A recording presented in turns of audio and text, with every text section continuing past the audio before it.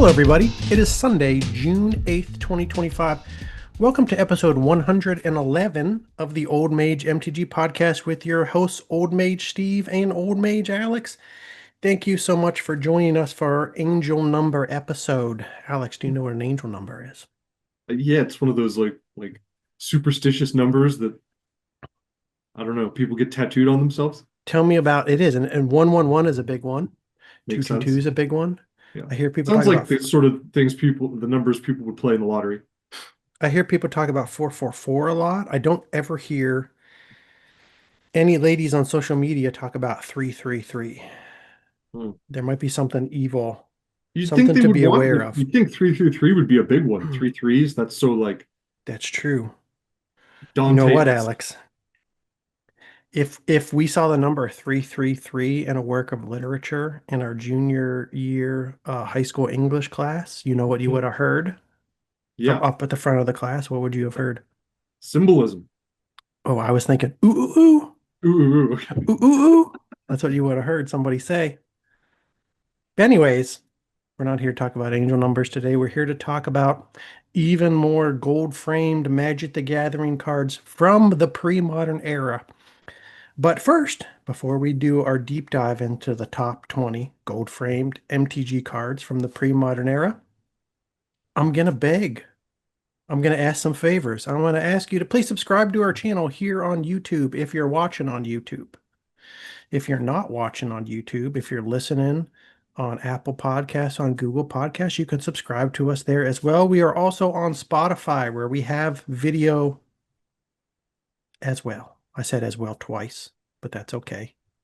All right. Video, YouTube, and Spotify, audio only, Google Podcasts, Apple Podcasts. I personally think video gives you a better viewing experience. Feel the Well, cards we're talking about, you want to be yeah. able to see the artwork if you can. Audio doesn't give you a viewing experience. So, of course, the video gives you a better viewing experience than the audio. It gives you a better overall experience, though, because of what Alex said. We talk about a lot of cards. We pull up the cards, we pull things up. It's exciting to watch us pull things up on the internet. It is a big part of a lot of podcasts over the years. Joe Rogan, Jamie, pull that up. I don't listen to Joe Rogan anymore. Now he pisses me the fuck off. He's turned into a complete and total psychopathic asshole. If you disagree, I'm sorry. Maybe I shouldn't say that here. But all that to say, pulling things up, it's exciting. People love to see that. We pull up all sorts of things here on the Old Mage MTG podcast. I also want to say, if you see us pull up any cards today, you get excited about those cards, you want to buy those cards, you can always make your next purchase using our TCG Player affiliate link. This is if you buy your cards from TCG Player. We have an affiliate link in the description below. You can click that. I heard there are some things going on with TCG Player right now, tcgplayer.com. There's some controversy. They might be doing some union busting. If it's not something you want to support, I will say follow your heart. Maybe don't click that TCG Player affiliate link. You know, Yep. if you're gonna do it anyways, you can click our link, but you don't have to. Yeah. Alex and I, we don't get a salary from this. We don't depend on you clicking that TCG affiliate link. Just something if you're going to do already. You can go to your local LGSs, buy cards. We do that sometimes too. Although, your local LGS might also post their inventory on tcgplayer.com. They do that. All the ones that I buy from, I check, they also do that. But you can click the link or you cannot click the link. But if you're going to buy from tcgplayer.com anyways, do click our link. It helps us out a little bit. We're small fries here. We're small potatoes. We're tiny little fish in the pond. This month in June, we have like $15 coming to us because kind people in the past have clicked that link. That pays for our Zoom subscription.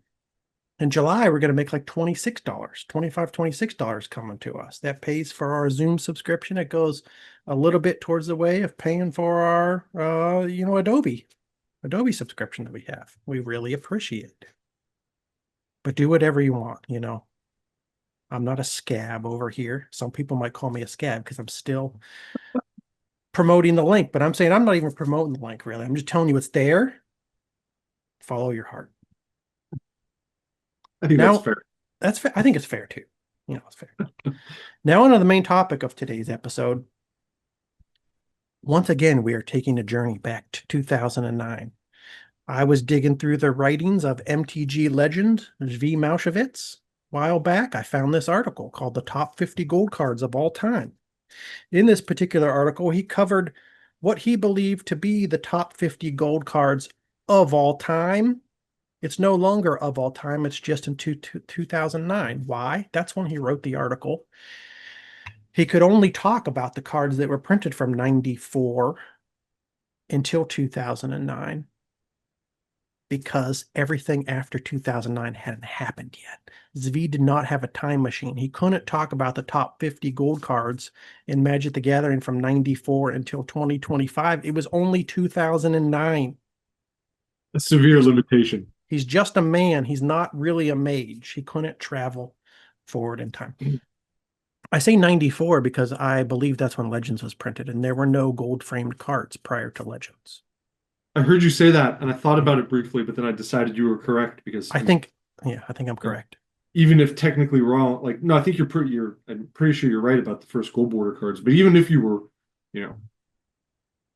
Even wrong, if I how was many wrong, gold border cards would there have been from 1993? You know what I mean? Like, even if I was wrong, which I wasn't, you were yeah, just not going to correct me because I wasn't wrong. That's what yeah, you're saying. more or less, yeah. Within this list of 50 cards that Zvi put together in 2009, there are 38 of them that are pre-modern legal. That's right, folks. We did a top 38 list. Who else in Magic the Gathering podcasting is putting together a top 38 list? Not a goddamn single one. That was terrible. Nobody else. You know what I'm talking about. Nobody else. People do top 10s. They do top 20s. They do top 50s, like right here, top 50 gold cards of all time. We do top 38s because some people say we like to do our own thing. That's what I've heard. Last episode, we talked about numbers 38 through 21. Today, we are digging into the top 20. So I'm going to scan ahead real quick right here. See, this is the kind of experience you get zip, zip, zip, zip, zip, zip, zip. if you watch the video and you don't just listen on audio. You get to watch me go like this real fast past a bunch of cards. Scanning ahead to top 20 to 26 in Zvi's list. Number 26 in Zvi's list. Number 20 in our list of the top 38. Armadillo Cloak. This is what we're starting with today, Alex. The Dillo Cloak. It is one colorless, one green, one white. It is an enchant creature, aka an aura. And it reads, enchanted creature gets +2/+2 and has trample. Whenever enchanted creature deals damage, you gain that much life. Don't laugh, it works, says the Yavimaya Ranger. This used to be attributed to the Yavimaya Ranger in the original printing. And the reprints, they just put, don't laugh, it works. Huh. What up with that? Some sort of dispute with the Yavimaya Ranger. He was like, I didn't know, you didn't contact me to ask if you could use my quote. Probably. He demanded it be taken down. Armadillo Cloak has a current market price of 87 cents and a gatherer rating of 4.179. This leads me to some very sad news, Alex. I'm going to go right into it here when I mentioned the gatherer rater. Kind of have to. Gatherer rating. Over the weekend, we lost a big part of Magic the Gathering history. I saw this posted on the old school MTG Reddit by a man named porn_disrespecter. I say a man because I'm assuming a man would have this name. It's probably 100% that somebody posting in the old school Magic the Gathering Reddit with the name porn_disrespecter is a man, right? Sure. Yeah. Yeah. I'd say they're let's just move past this. Update detail. To the Gatherer has destroyed years of player knowledge. Gatherer was updated recently. So they gave there's a whole new look to the Gatherer website. I found this on my own the other morning. I went to search for something on Gatherer. Yeah. And, Behold. you can still pull up all the cards. Yep. You can still click on. So this is Guy's Liege, aka Robert Plant, Green Robert Plant. And I always thought he looked like Robert Plant. Do other people say that too? Am I crazy? I don't know. I mean, like, what state is Robert? Like, you thought that in the 90s, or like, Yeah, okay. but Robert Plant from the 70s. In the 90s, I thought Guy's Liege looked like Robert Plant from the 70s. Hmm. Anyways, Guy's Liege, you can still pull up all the different He printings. didn't have like a beard like that though, did he? Did he ever have a big beard? Maybe not that Maybe he does big. now. Yeah, maybe he does now. Maybe he did in the 90s too. He But might then have I in the said he 90s. looked like 70s Robert Plant. Fuck. You can pull up the different printings, alpha, beta, unlimited. This is the unlimited printing. They left out the borders, so I don't like that you've lost like some of the look of the actual Yeah, the, that's diff, the why different why would printings. they? Yeah, that's I, dumb. I don't know why they did that, but then they also appear to have eliminated the comments section. So you used to be able to click on some of these old cards, and there was a discussion section, and you could see what people had to say about these cards. And the comments, they stopped being updated a long time ago. I can't remember exactly when this happened. Maybe somewhere in the 2010s, there was an update to the Gatherer website, and the ability to leave comments was broken, and they never bothered to fix it. Yeah.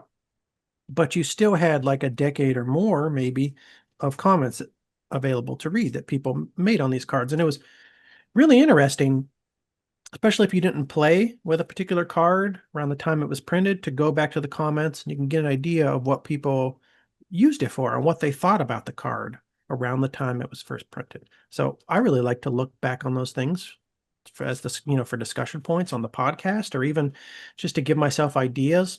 I'm Yeah. brewing in the pre-modern era, I and looked I up, yeah, like people's ideas for combos with cards on there all the exactly. time. Yeah.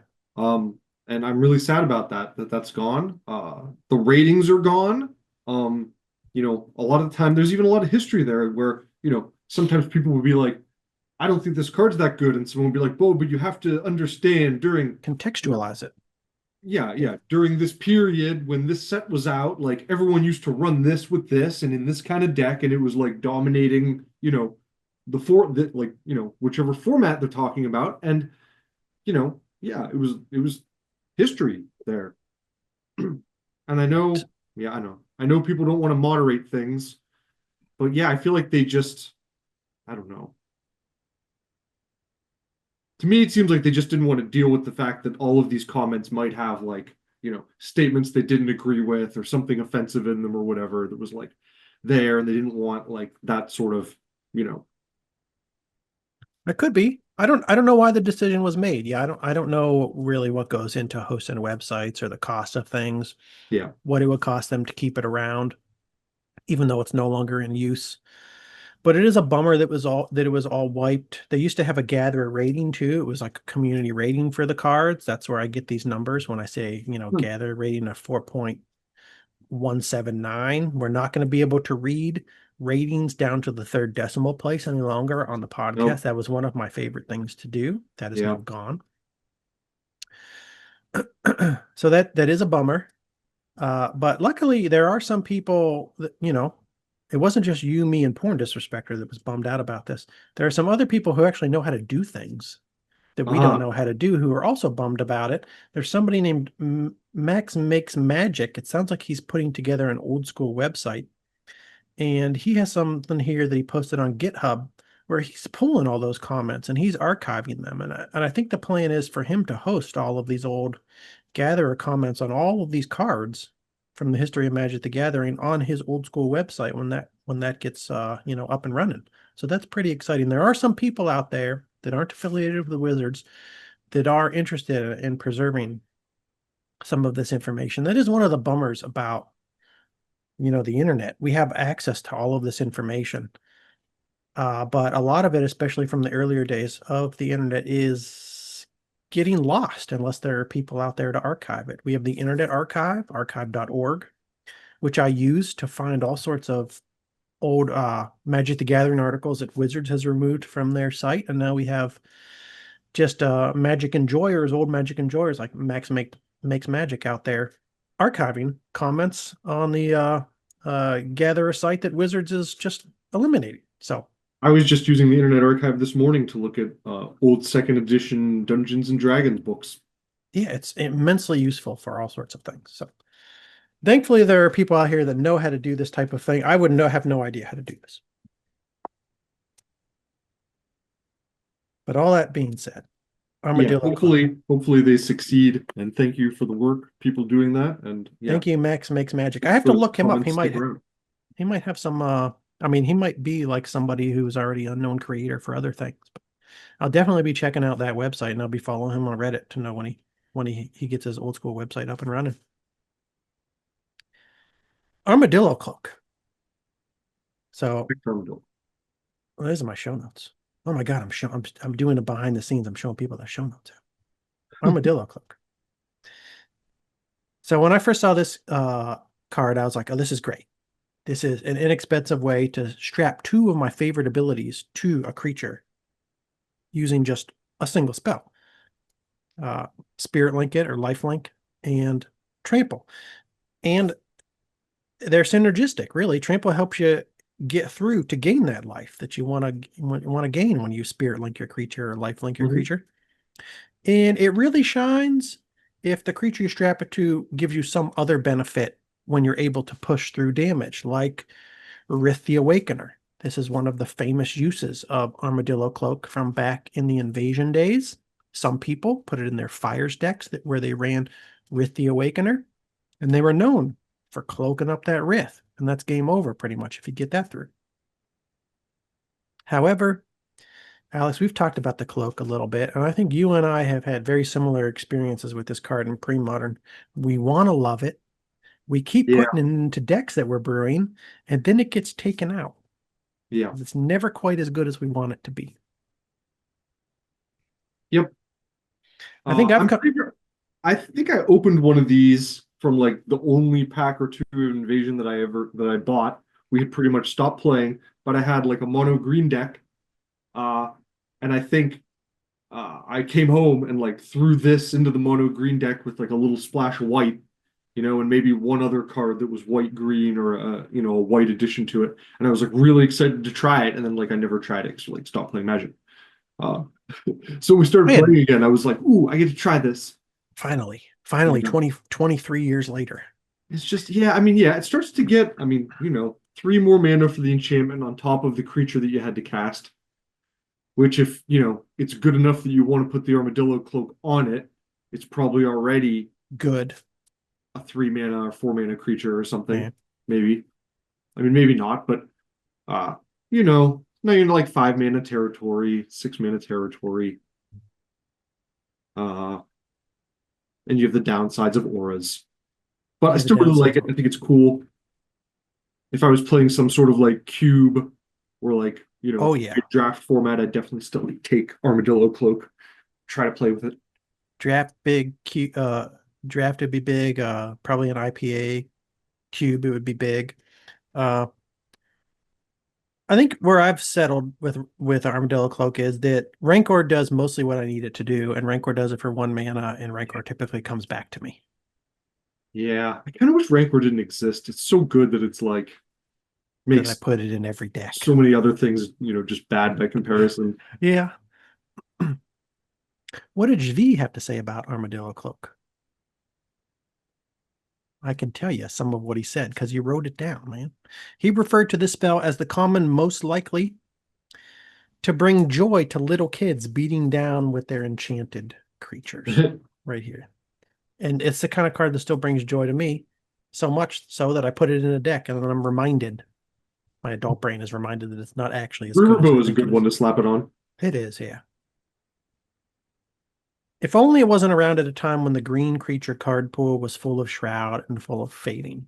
I think that also weakens the card in its era and also in the pre-modern era in general. Because a lot of the big creatures in green that you're going to want to ramp out and then cloak up will have Shroud or will fade. Next card.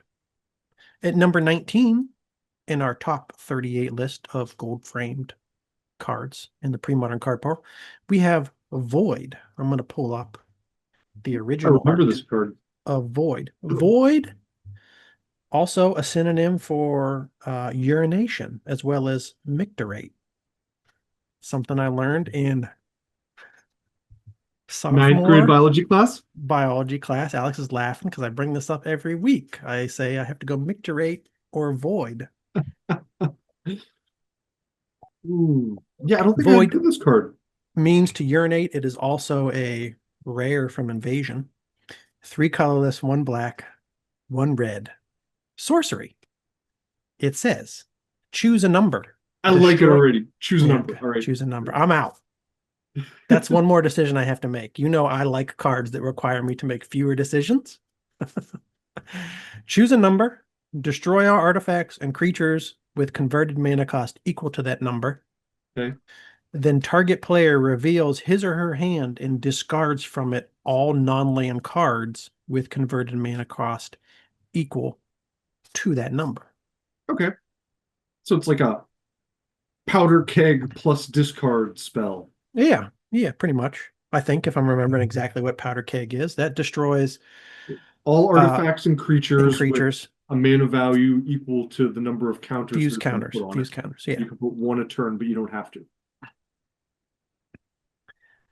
This is a rare from Invasion, also printed in Internal Masters and time shifted. Current market price of 47 cents. Gather a rating of 4.189. Oh, I that's forgot quite to mention high. this earlier when we were talking about Gatherer. The other thing I really like to do with Gatherer uh, is when I go back to a set that was printed back when we weren't playing, and I wanted to first learn about the set. I usually start by pulling up the set list in Gatherer and sorting it by rating. Really? And I'd start by reading everything that was above 4. See, I've And never done that. That's a good idea. I really liked it. So that's like, that would give me a great way to find like the power cards in each set. And that's where I'd start usually Yeah, that's brewing. And very then you could smart. also find some, like, then I'd go through everything else and you would find some things that became a little bit more powerful later on, probably as new cards were printed, new combos were figured out. But that was always a good way, like when you were first introduced, when I was first introduced to a set to try to figure out like where the heavy hitters were. So I can't do that anymore as far as I know. Maybe there'll be a way to do something similar, but Yeah, we all complain. Maybe they'll bring it back. probably not. Probably not. Send messages to Blogatog. Bunch of angry old guys sending messages to Blogatog. So what do I have to say about this card with a gather rating of 4.189? The casting cost is expensive, which is why I have not tried it yet. It's obviously devastating if you pull it off. The question is how often you'd be able to pull this off. I don't really know. 5 is a lot. I also don't play much black-red, really none. So I've never had a reason to try to get this into a deck. Obviously devastating effect, but I see this, I'm Yeah. like, how often am I going to be able to get this through? Hmm. I might not mind the casting cost of this actually because of the effect. I just question, certain decks it's not going to be helpful against at all. So I'm thinking more like sideboard scenario. But like, if you're Yeah, playing the right deck, they have like a whole bunch of 4 casting cost creatures in it or something like that. yeah, Like, might be neat. that is true. It could always be a good sound. I don't see, I mean, why not? Why not put it in your sideboard? Just because you have better stuff to put in your sideboard. If you have better stuff to put in your sideboard, yes. But Yeah. it seems like I'll say it always seems like it would be a good sideboard option. You may have better things to put in your sideboard, but just looking at the card, looking at its ability, it does seem like something that would always be a pretty decent sideboard option. Yeah. What did Zvi have to say about Void? He said, the existence of quality bounce spells, repulse, and recoil meant you often had a decent read on their hand, even if you hadn't looked at it directly, and also made it much easier to leave them with multiple cards in the same casting cost and not take damage while building up to 5. So he in his comments, he points out that it's best run along with, bounce spells. So you'd often find this deck or you often find this card in decks that are blue-black, maybe had a little splash of red. Yeah, I was just gonna say, so now you're talking about a 3-color deck. Yeah. The Um, downside was that it was expensive and a little out of place. The decks that wanted Void tended to be blue-black rather than black-red, forcing players to splash. Many were more than happy to do so, at least in the meta. See, Pre-modern, very hard.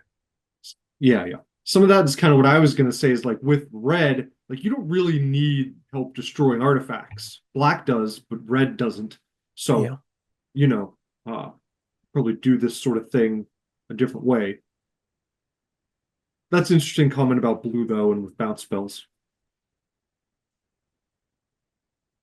Next card at number 18. 24 on Zvi's list. Well, that's a pretty cool alternative Yeah. printing. Also, I just wanted to say something like the first, maybe I'm reading too much into this, but he says getting hit by void is almost never fun. That would Yes. imply that he has seen it in play, you know, a fair amount, enough to like, point this out or feel like it's something that occurs. You know what I mean? It definitely did get use. It's in his Okay. top 50 list. And I believe Well, this that's is true. Yeah, something that's just because it's here. we haven't dug into the history of this, but I believe, and actually it depends what you read. If you Google this, Machine Head MTG, you see different things about the Machine Head deck and why it was called Machine Head. But Oh, I okay. believe in the original or earliest versions of the black-red deck known as Machine Head, Void was in the deck. And some say this was the namesake card That of makes the deck, sense since Machine it's like a Head, giant mech with a laser cannon on its head. because it's a Machine Head. Some people say, oh, the deck became famous in this particular year. That was also a year where Machine Head by Bush was a hit song. I don't buy that one. That Well, that seems song's like older than that.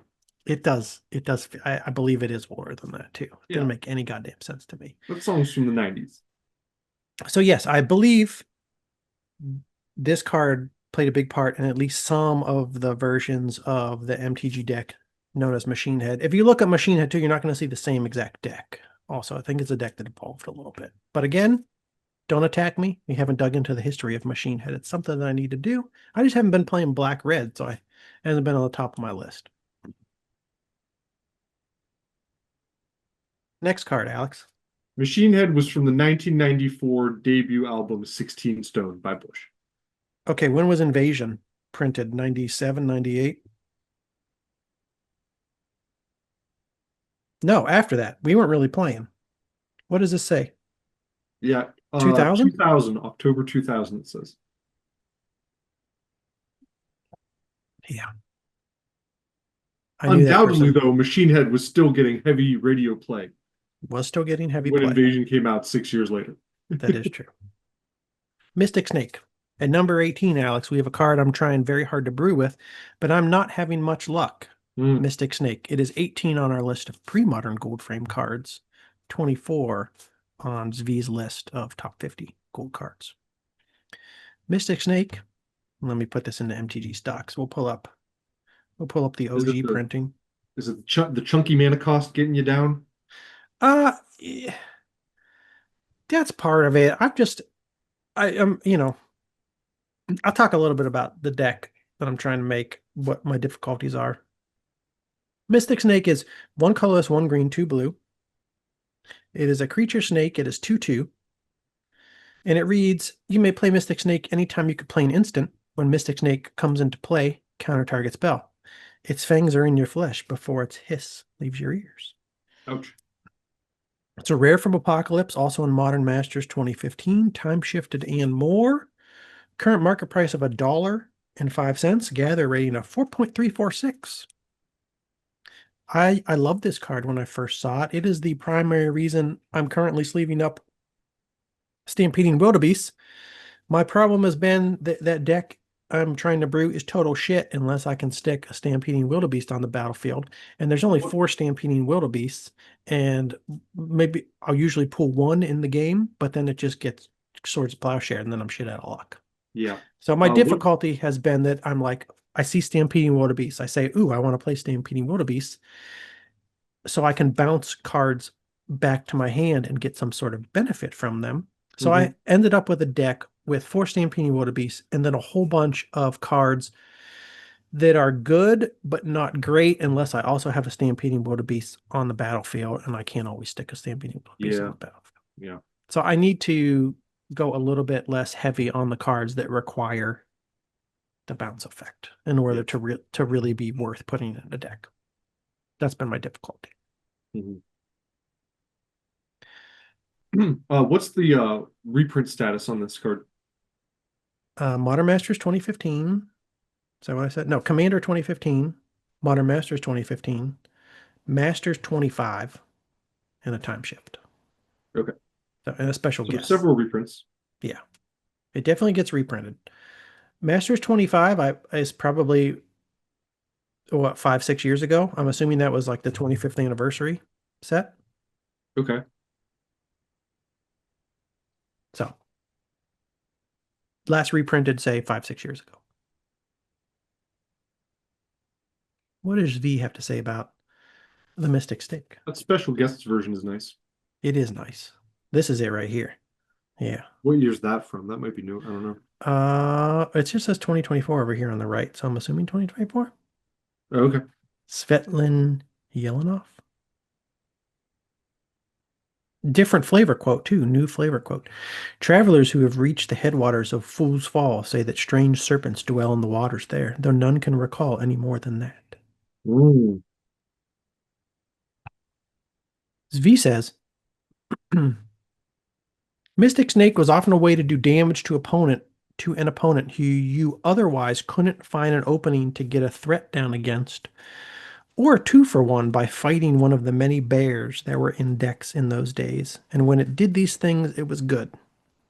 So I guess because you could flash it out, like you could use it, use that ability to get a creature on the board against maybe somebody who is very heavy counter based and didn't expect you to have a creature that you could flash. So, they thought they could tap out or something, then you flash it in. Who knows?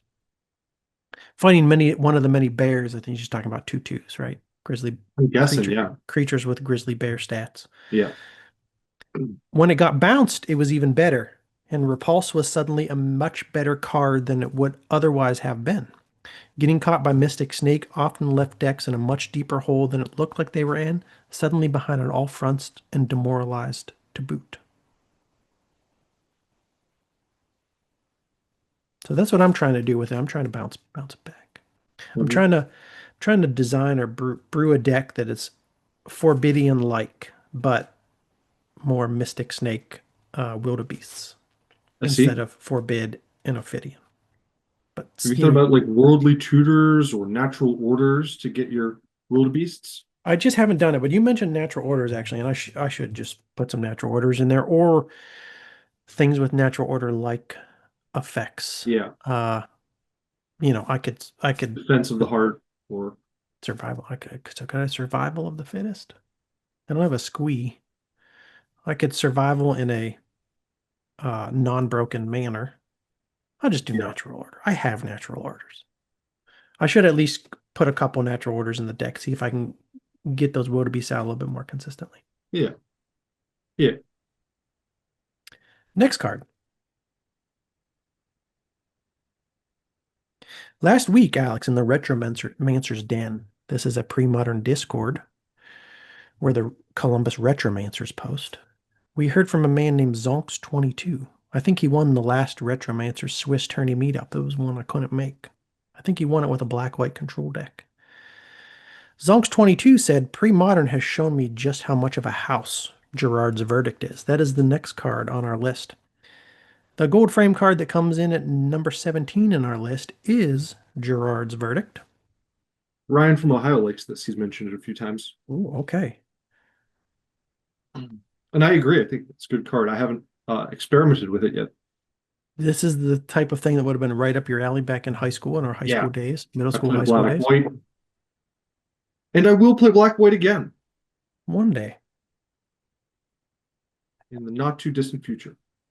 Gerard's Verdict is 1 white, 1 black. It is a sorcery, and it states target player discards 2 cards from his or her hand. You gain 3 life for each land card discarded this way. A heart of light and a soul of darkness cannot coexist. The art is Gerrard battling this fella whose name I forget. You remember, Alex? He's I'm on a bunch. blanking. I'm blanking too. It's an uncommon from Apocalypse, also recently reprinted in Dominaria Remastered. Current market price of 55 cents and a Gatherer rating of 4.399. See how much fun it is to read out the Gatherer ratings to Yeah, the it third is. decimal point? What did I have to say about this card? It's no Hymn to Turak, but it'll do. What's the pre-modern blue, black, red card that works sort of like Underworld Dreams? Phyrexian Tyranny. Yeah, that's the He's guy on that from one too. Phyrexian Tyranny. And I he has think a it's quote on it, I think, about torturing Squee. Phyrexian Tyranny. I just keep trying to say Volrath, but that's not Volrath. Crovax. He is Oh, Yawgmoth's reward to okay. me. I shall kill him 100 times a day. Yeah. Crovax to Airtie. I guess that maybe is Crovax then. I I didn't. think so. Some of the other Crovax cards, he doesn't have that like big armor, and he looks more normal sized.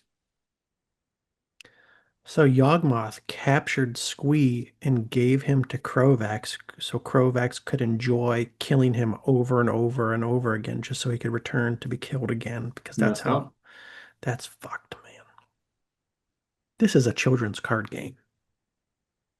What did I'm showing the show notes again. Damn it. Breaking the fourth wall. What does Vise have to say about Gerrard's verdict?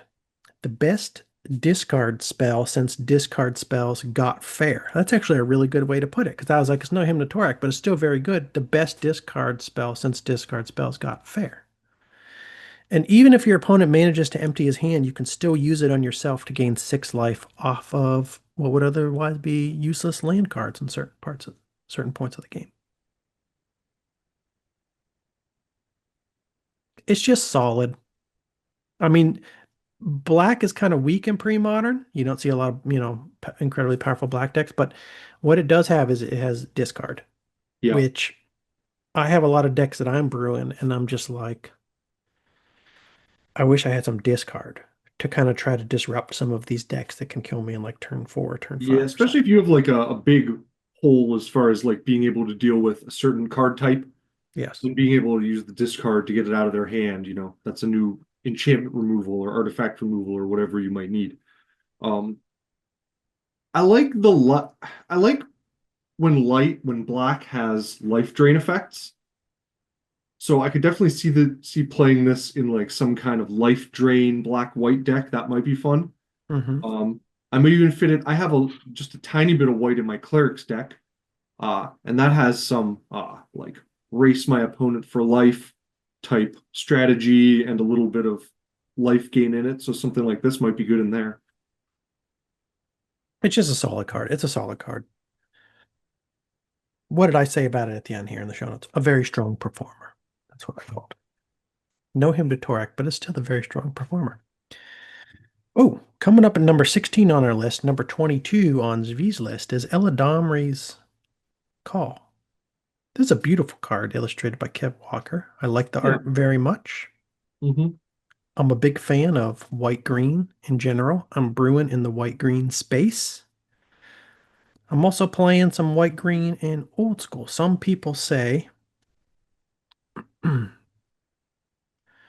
Savannas are the worst dual land, but they're the cheapest dual land, so they're the easiest for me to buy.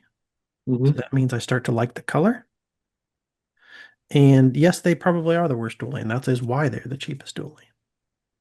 Eladamri's Call is 1 green, 1 white. If I didn't say that already, it is an instant. And it states, search your library for a creature card, reveal that card, and put it into your hand, then shuffle your library. Okay. Using your world beasts. I could use it on my wildebeest, but then I have to make a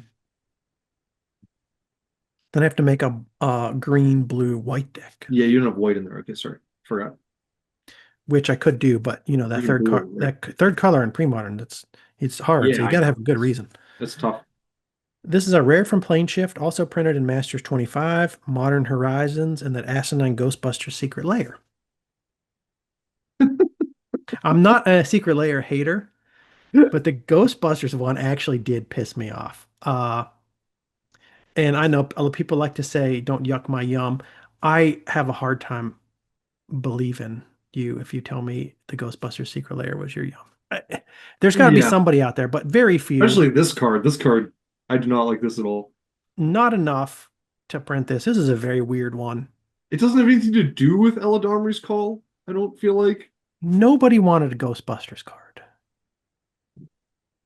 Nobody. No, it doesn't have to do. There's nothing here that screams Eladamri's Call. Yeah. And not all the secret layers have anything to do with anything. If that made any sense, what I just said right I know there. what you mean. There's a SpongeBob secret layer. They're trying hard to make it fit sometimes. Yeah. The SpongeBob, at least maybe you can enjoy it for its stupidity, for the silliness, for just the weirdness of the whole thing. It's just Ghostbusters. What are we talking about? I mean, I would buy a couple packs of this as a standalone Ghostbusters card game, maybe. But no, you Probably wouldn't. What are you not. talking No, I wouldn't. I don't Why care are you about saying that that to do that, but That's the craziest thing you've ever said on the podcast. Now I'm here. I'm shitting more like on a the board game, maybe, a board game. No, you won't do that either. I'm shitting on the Ghostbusters secret layer. They could have actually done it. There are ghosts and spirits in Yes, Magic there the are. Gathering. There There's are. even oozes. Maybe they could have had a Slimer card where he was like oozing all over the place. I do remember we talked about the Ghostbuster secret layer a little bit, and there was one Slimer art that I enjoyed. I was just gonna say the same thing. I think that there was like one And it was funny. Slimer. So I'm shitting on it, and I'm like, I actually did like that one, but that's not enough to make the secret layer. Anywho, Eladamri's Call. Current market price of $12.02. Is that right? The price has probably been updated since I wrote these show notes a couple days ago. A Gatherer rating of 4.284. Current market price of $12.67. There were many comments on Gatherer, which I don't have the ability to see any longer. They referred to Eladamri's Call as the best creature tutor in the game. It is quite a good creature tutor, to be honest. And it's best exploited to assemble creature-based combos. So this has a very high rating, 4.284 on Gatherer. That's really all this card was ever used for, I believe. Certain creature-based combo decks. This is really quite good at assembling a creature-based combo. From Zvi. That's exactly what he mentions as the use case for this card. Like most tutors, Eladamri's Call saw most of its use in decks that would use it to complete their combo so they could go off. Aluren decks made extensive use of it because they could fetch any of the combo pieces other than Aluren itself. So you can go get that Cavern Harpy, which we talked about in episode 110 of the Old Mage MTG podcast. And some versions used Academy Rector, allowing them to get Aluren as well. So that's the main use case for it. Assemble your creature-based combo. Outside of that, I do still like it. I don't play a lot of combo. I never play combo, really. I want to start playing combo. I want to play Bloom deck just because it's a classic combo deck, even though it's not the best one. I have almost all the cards I need to put it together.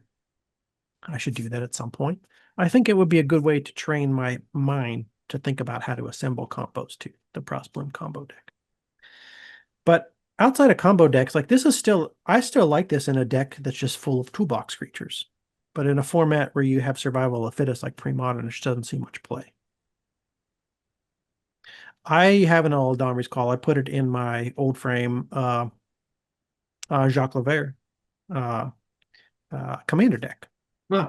Which I ended up not playing, really, because I found a group of people in town who want to play Premodern. But I think it's good for that. I just had a creature horde deck, commander deck with all old frame cards, low power deck using Jacques Lever as my commander. And Eladamri's Call was nice because you have plenty of green toolbox creatures that I had in that 100 card singleton deck. And this could help me fetch my Uktabi when I wanted to fetch my Uktabi, or fetch a Deranged Hermit when I wanted to fetch a Deranged Hermit, or fetch a Wood Ripper when I wanted to fetch a Wood Ripper, if that's what it's called. I believe it's called a Wood Ripper and not Wood Cutter. That's a nice little tutor. I'm assuming it's $12.67 because a lot of people just like to play it as a one-of creature tutor in Commander.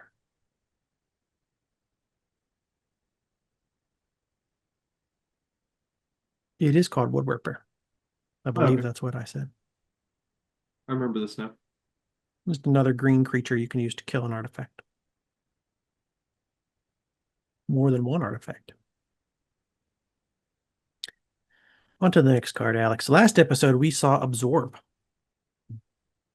which was a blue-blue-white counterspell that you could cast to also gain 3 life while you countered a Yeah. spell.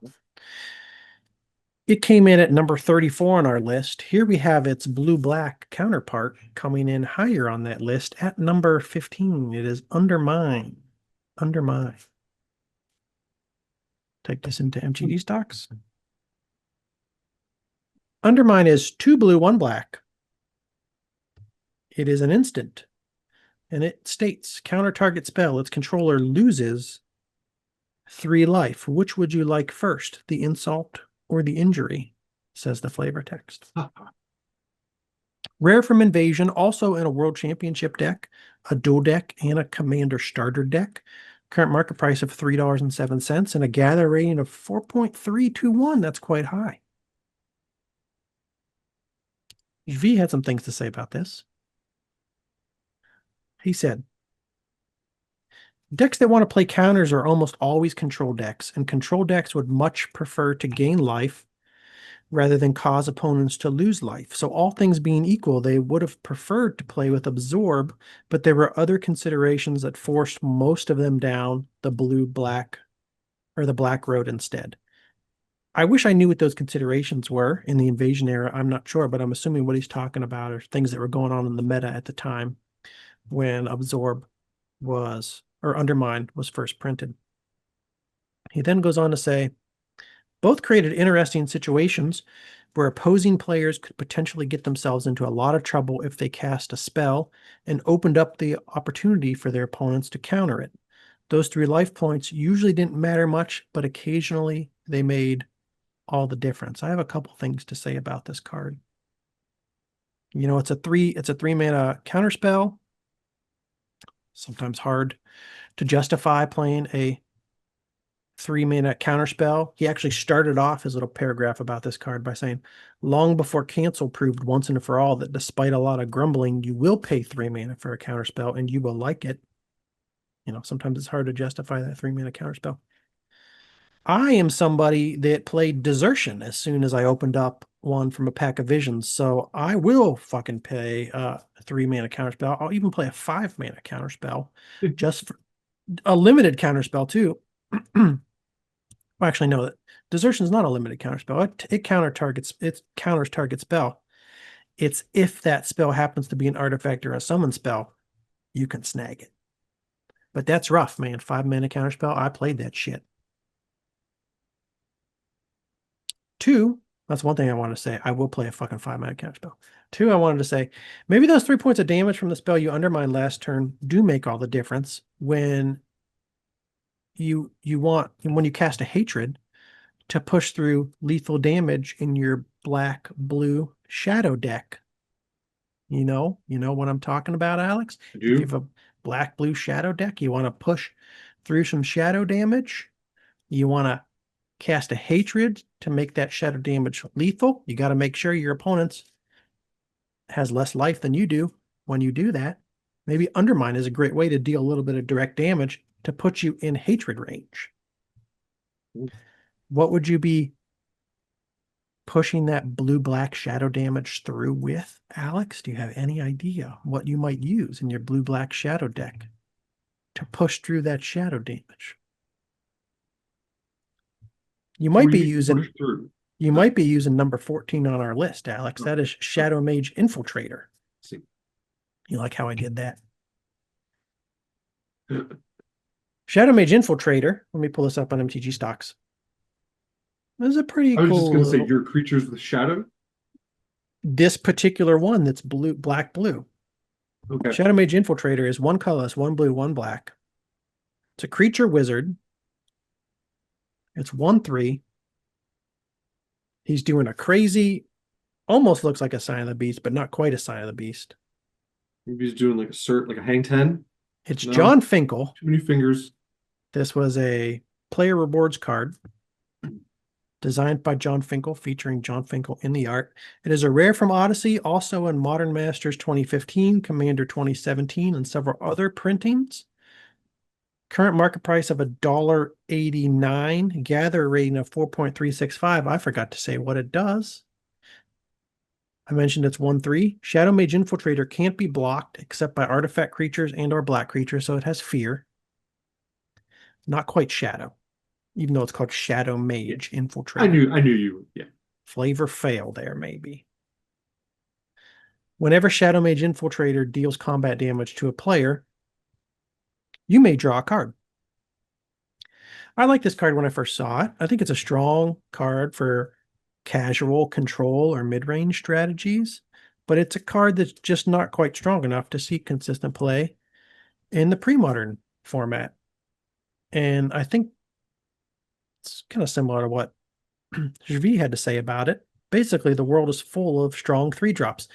In the end, most decks ended up eschewing Infiltrator for another identically costed card that was indisputably more powerful and important, since having 2 creatures in that slot would have been highly awkward for many draws. Without the competition, Infiltrator would likely have seen a lot more play. So it just, time it was printed, there were just better 3-drops, or better 3-drops around. I was doing some reading about this card, and I found that even the Shadow Mage himself told you to eschew Infiltrator. I forgot to pull up a link, so I'm going to have to go back to the show notes. I'm going to have to break the fourth wall, Alex. Everybody's seeing the show notes. Everybody's seeing the behind the scenes. I pulled this up on the archive.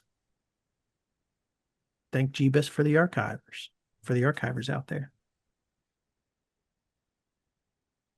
This is something from John Finkel himself that I pulled from the Wayback Machine.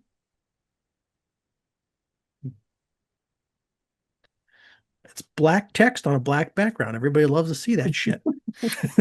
There we go. Okay. Secret message. I was like, what the hell is going on? So what did John Finkel have to say about the Infiltrator? A lot, actually. He wrote a whole article about it back in 2015. This is May 5th, 2015. There's a feature article on a Wizard's website, and it was a preview article they asked him to write because the Shadowmage Infiltrator was being reprinted in Modern Masters 2015. Finkel says, when I won the Invitational in Sydney all the way back in 2000, I already knew the card I wanted to design. As someone who'd played a lot of decks with Wrath of Gods and counterspells, all I wanted was a way to kill all my opponent's creatures and then also be able to counter their next threat. That's not too much to ask for, is it? Just to kill all their creatures and then counter the next creature they play? Not too much to ask for, right? This was just after Urza's Saga and the lovely untapped lands mechanic, as seen in cards like these featured here. Palinchron, Frantic Search, Time Spiral. These had all just debuted around the time that this card was being designed. It was one of the best balanced standard formats in a long time, and by that I mean possibly the least balanced format ever. So why not take Wrath of God, add a mana to the cost, add another color, blue, and have it untap your lands after. Then I subtracted back a mana so the Wizards design team could balance it after they decided it was broken. It's a wonderful negotiation tactic. Yep. Thus was born Wrath of Leknif, which is Finkel spelled backwards. Sorcery, 1 colorless, white, blue, bury all creatures, untap up to 4 target lands. But the higher powers at WOTC said, nah, fool. Sadly, about 5 days after its birth, Wrath of Leknif was laid to rest. There were a number of spurious reasons given. First, some people thought that my naming choice was a little bit hubristic, replacing God in the text with his own name spelled backwards. Second, Wizards had just seen some eensy-weensy problems with the untapped lands mechanic during a period affectionately referred to as Combo Winter.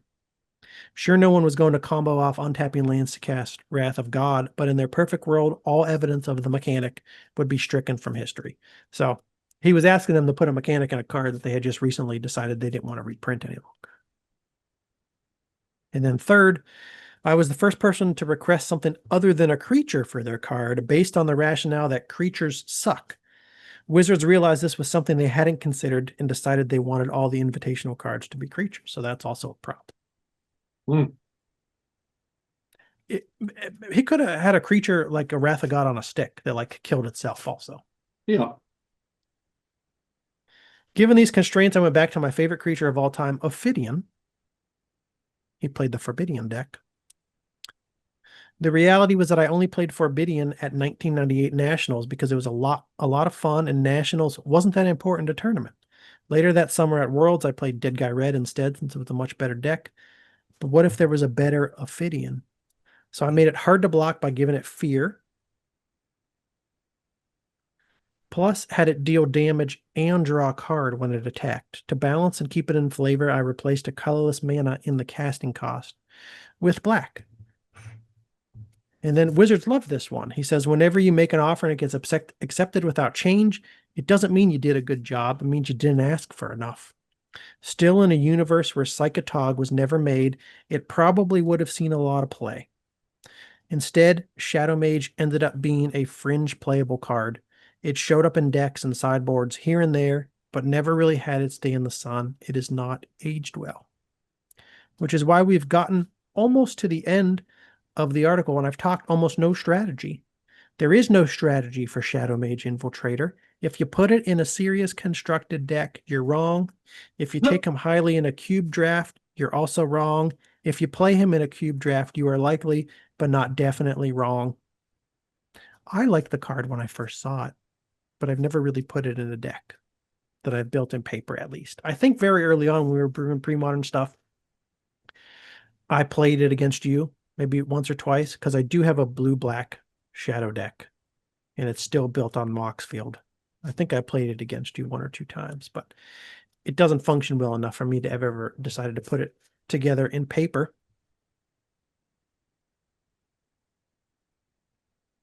But basically, yeah, he says he didn't ask for enough, and it existed in a meta where Psychatog was around too, and that was just a better blue-black 3-drop, which is what V was getting to. It's a decent card, just decent. Not going to do much. To spikes, to Pro Tour winners, to Magic pros like V and John Finkel, they're not happy with it. They say you're Yeah. wrong if you play Doesn't it. seem like it has like a way to like break it or like make it a lot better with something else. You know what I mean? It's just gonna do good at drawing you a card. It doesn't deal much damage to them. Yeah. Uh, Might not even draw many cards. It gets bolted. It dies yeah. to bolt. Now on to Crystalline Sliver. Alex, this is number 13 in our list. Crystalline Sliver. I'm going to type this up on Remember this? MTG, This one is maddening. MTG stocks. Maddening, you say? Yeah. Crystalline Sliver is 1 white, 1 blue. Summon Sliver, 2/2. Slivers cannot be the target of spells or abilities. Bred as living shields, these slivers have proven unruly. They know they cannot be caught.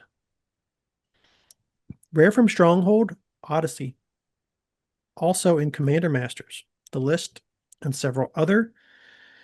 Printing's current market price of $1.65. There are different times where this has been well over $5, a $7 card. It goes up and down, up and down. Lower than it's been in over a decade now. I think now is the time you buy as many $1 Spec. crystalline slivers as you can. There's a guaranteed 7x of the price of this original printing within the next 10 years at some time. And you'll say to me, oh, I got to wait 10 years for that. I will tell you, I would bet money on this that from today, the S&P 500 will not 7x from today to 10 years from now. Crystalline Sliver might.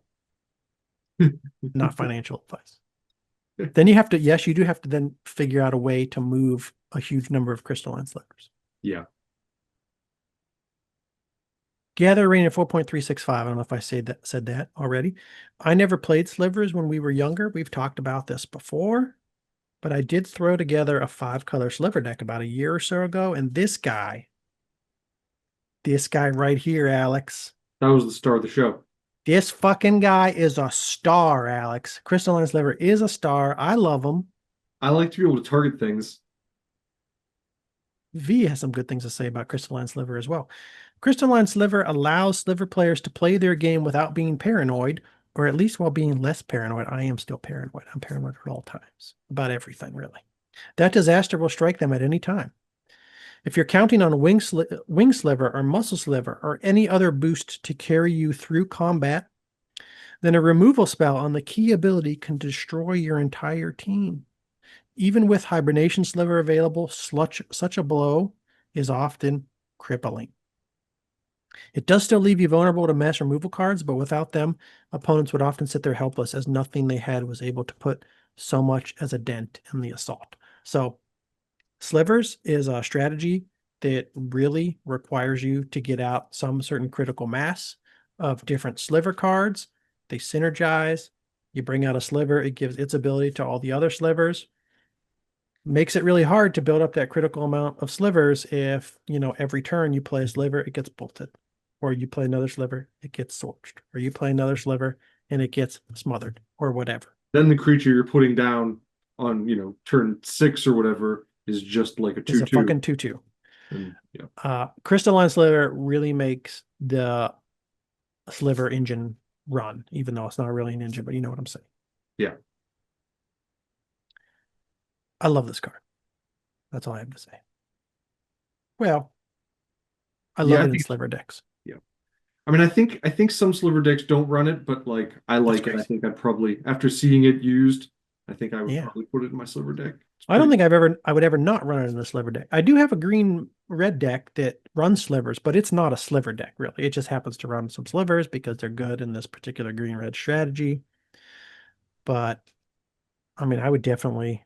I have a 5-color sliver deck just because I wanted to throw a Sliver Queen in there, but I really think that a white, blue, green sliver deck is ideal in pre-modern. Yeah. Maybe you fuck around and run survival slivers or something, but you got to have crystalline slivers in. You could even put a Eladamri's Call in that white, blue, green sliver deck to go get them crystallines. Now on to a gold frame superstar from Ice Age. This is number 12 in our list. It's number 14 in V's. It is Stormbind. Oh. I'm always excited to see some Ice Age gold make a top 38 list. You know what I'm saying? Can we just talk about this? I don't know. I don't know if it was on the show or not, but I feel like this just came up. We've definitely talked about it before on the show. We've talked about, it was in what some call the worst deck to ever win the Pro Tour. Ole's Spider deck. We've talked about it. Maybe we talked about it last episode and I screwed up the list. Who knows? If that's the case, we're talking about it twice. I think I was reading an article about. Stormbind is 1 colorless, 1 red, 1 green enchantment. It reads: pay 2 colorless, discard a card at random from your hand, have Stormbind deal 2 damage to target creature or player. Flavor text says, once our people could call down the storm itself to do our bidding. Lavisa Kodai's Balduvian captain. She didn't have a card when Ice Age was printed, but she had a card later. Yeah. Wasn't Lavisa Kodai's printed in Cold Snap? Oh, maybe, yeah. I think maybe I was going to say Alliances, but I think you're right, because I never she was printed in Cold Snap. Saw her around. This is a rare from Ice Age, also a couple World Championship decks and time shifted. Current market price 55 cents. Gather rating of 4.115. I love this card in a grindy red-green Alice Brew. That's what I use it for, Alex, in an Alice Brew, which I never get to play because I don't play Alice, but I want to play Alice. Somebody play Alice with me, please. What does V have to say about Stormbind? He said some stuff. There are essentially 3 ways to play Stormbind. Method 1 is to use it as the kill in an engine or abuse it with cards that return to hand, which would occasionally happen, but it was rare as they were generally more efficient engines. This would be good with Squee, Yeah. but other things are good with True. Squee too. Yeah. Like you said, there's usually more efficient engines. Method two was to use it to make good use of excess land and to finish off particularly problematic creatures, combined with a little extra reach. It was a slow process getting the investment ready and digging far enough into the game to have the cards to spare, but if a deck had no use for excess mana, this was still a highly effective endgame, especially for decks that use Thawing Glaciers. Here we go. Grindy red-green Alice Brew. Thawing Glaciers, Stormbind. The other method was to go into Stormbind mode early. Once a deck hit 4, perhaps 6 lands, and then make a sudden shift into the philosophy of fire. So play more of a burn-focused deck or red-green burn deck, which is getting really popular today in pre-modern, where you're seeing people take their burn decks, spike a little bit of green in there so they can play Call of the Herd. You can see a Stormbind in a deck like that. Okay. It's in a World Championship deck, so it's obviously had its time in the sun, but you don't see it in pre-modern. It's too slow to really be competitive in pre-modern, not impactful enough, I think. But I did see it in a red-green Enchantress build as a 2 of, along with 2 Words of War, which I thought was like a pretty fun little brute. Oh, You know, okay. red-green Enchantress deck, more of an aggressive Enchantress I build, where you have an Enchantress card draw engine. You're going to be drawing more lands, more cards to pitch to the Stormbind. Not yeah. terrible. Yeah, that's a good idea. I was trying to mess around for a while with a couple cards in a red deck. It might have been a red black deck that there was a card I wanted to use that made you discard a card at random from your hand, and I was trying to figure out what else would go with that. So I looked at like I was like looking through madness cards. So you've like Violent Eruption, Yeah. which is a red madness card that you could use with that, or something like Firebolt, which has flashback. So after you Mm-hmm. discard it, you can cast it from the graveyard. Kind of, I think I kind of abandoned my idea there with that though, because I just didn't like I didn't have too many options. Trying to remember what else I might have put in. Too many options for cards that you could still get some benefit from if you had to randomly Just discard them. yes, yes. Yeah. I put together a similar list too, but that was because I built a little Balduvian Hordes deck. And it's basically Balduvian Hordes and spells that I can play quickly, so I can just get them out of my hand, along with spells that, yeah, give me some benefit if I discard them, Yeah. or that I want to discard. So I can just like play the burn as soon as I possibly can to get it out of my hand, and then just be left with something that I want to pitch to my Balduvian Hordes because I want it in the graveyard, or because it has madness and I can, or a flashback and I can play it from the graveyard or whatever. Uh-huh. And yeah, it's not that strong, There's not a whole basically. lot of cards with madness in pre-modern to pick from. There's just a few that see play in all of the madness decks. Yeah. I had Strength of Lunacy. I was looking at that too. It's black. Um, Okay. but yeah, I mean, not a lot of stuff to do there. I'm trying to remember what original card I wanted to use. Oh, it's not important. I don't even know Strength of Lunacy. Torment. One colorless, one black, uncommon, enchant creature. Creature gets +2/+1 and has protection from white. Yeah. Very underwhelming. Yeah. Good against white decks. That's about Protects you all. from swords. Yeah. Yeah. Madness.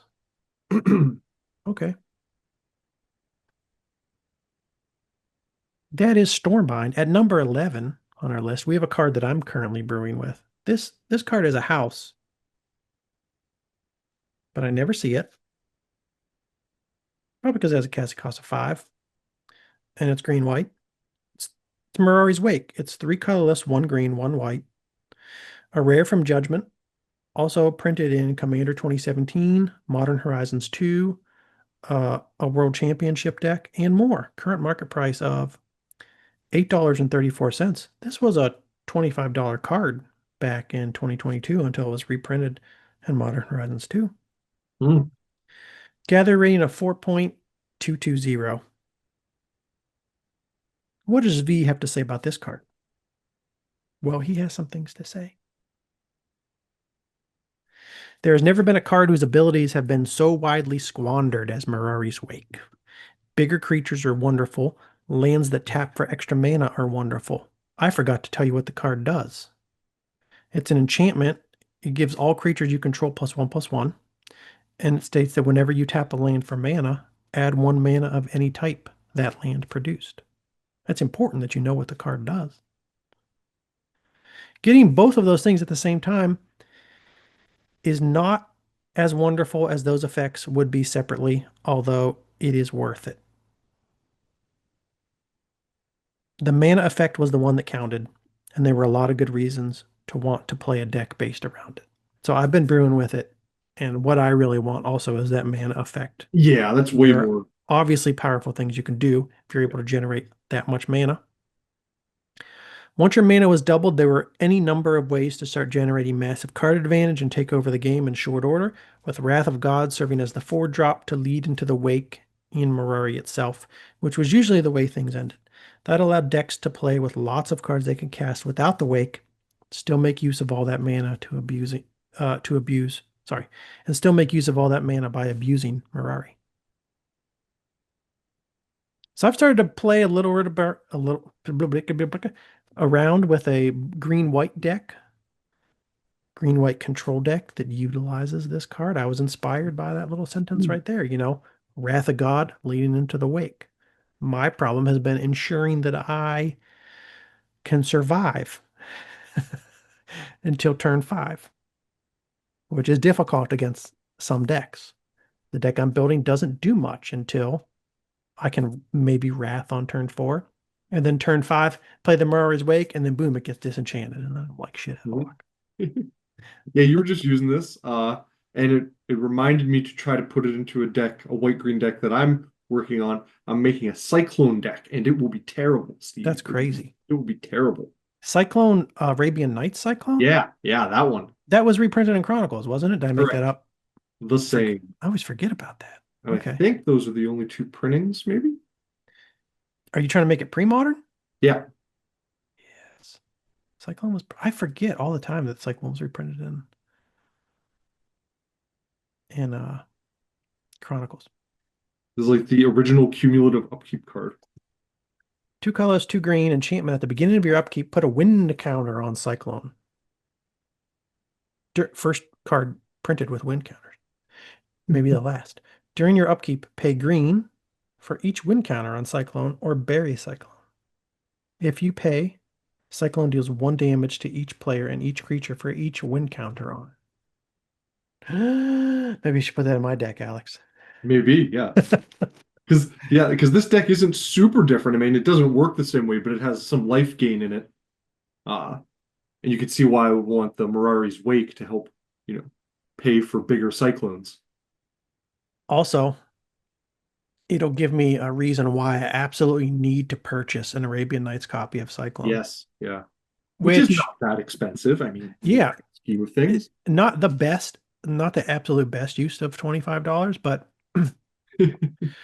I don't hate spending $25 to get a Arabian Nights card, whatever it may be. And Cyclone is definitely not the worst card I could spend $25 on. Right. It's not the worst card in Arabian Nights, and at least it has some like flavor and feel to it. It might be, very much cool addition to your binder or whatever. Don't buy these, by the way, people, because yes, not yet.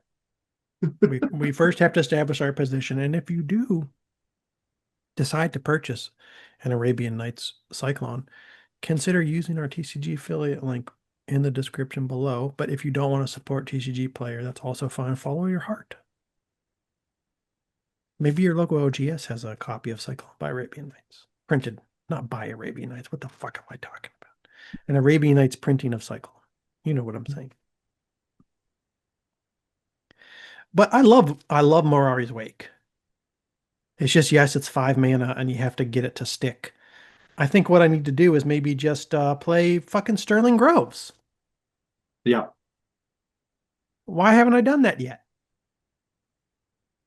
I thought you did have Sterling Grove in there. No, I was dumb, isn't it? I should put him in there because I can tutor I mean, I don't for know the how many Wake. enchantments you have, but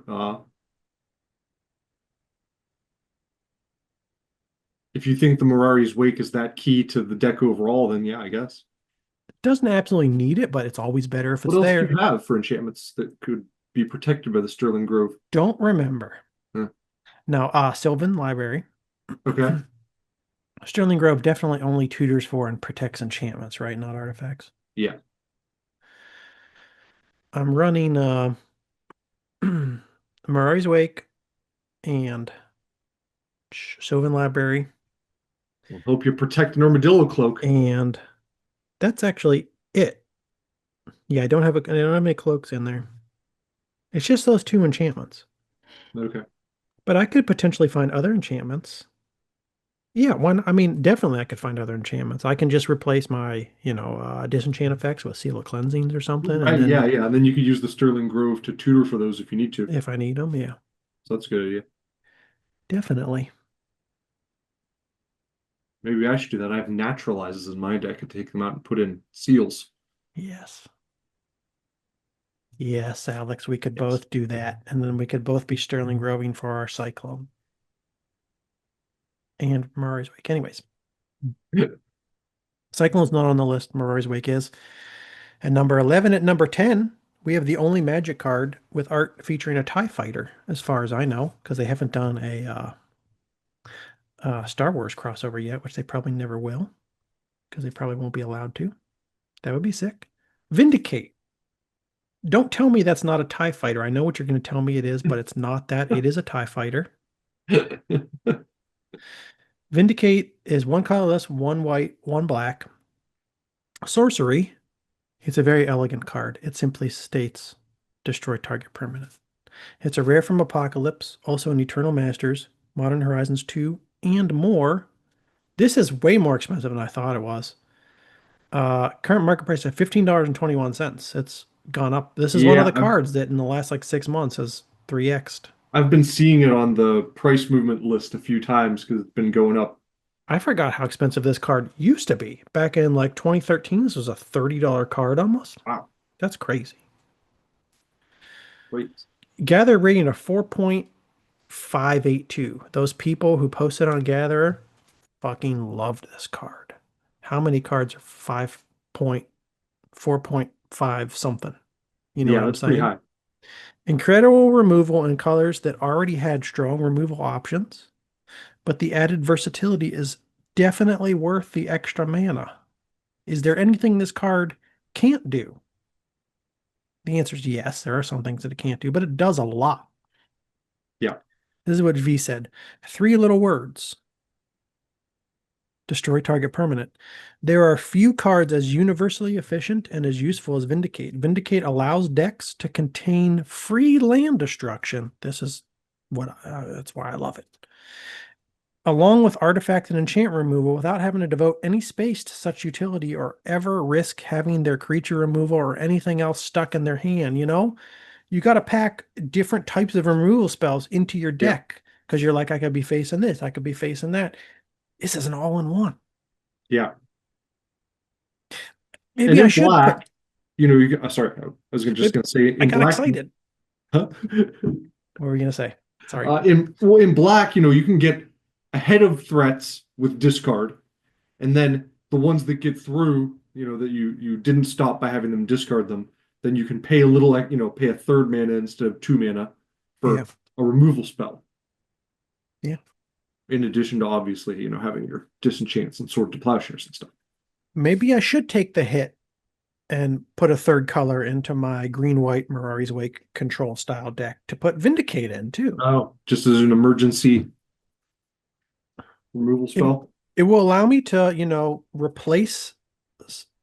I could replace some of my less versatile removal Yeah. with Vindicate to give me added versatility, one more mana, but added versatility. And then, I could also put in some discard, which is one of the things that I wanted to do. I could have fucking Gerrard's Verdict too, white black.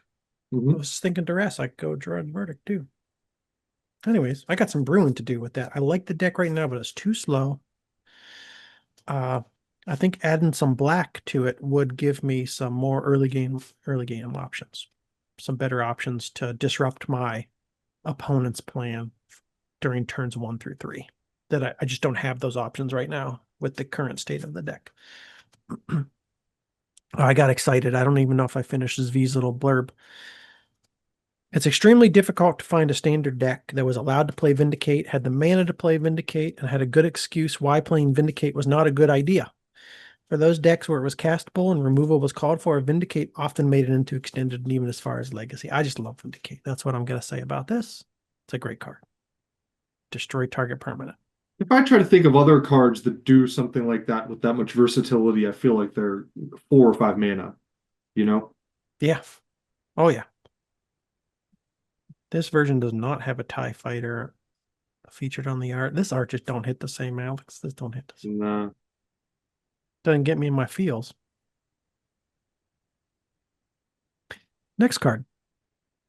At number 9, we have a spell that was cast at a table next to me against a Doomsday combo deck about 2 months ago at a local Retromancers casual Sunday meetup. That card is Lobotomy. I'm going to look Lobotomy up on MTG stocks. There's the Tempest printing, which was the original printing. I like the art in that printing so much more. Am I spelling Lobotomy correctly? Lobotomy. Yeah. I am. It just wasn't popping up. There's this Tempest art right here that I'm going to pull up. That's terrifying, right? That's scary, man. That's the kind of art I want to see on a card named Lobotomy. There's this one from Invasion. I don't know what I'm looking at here.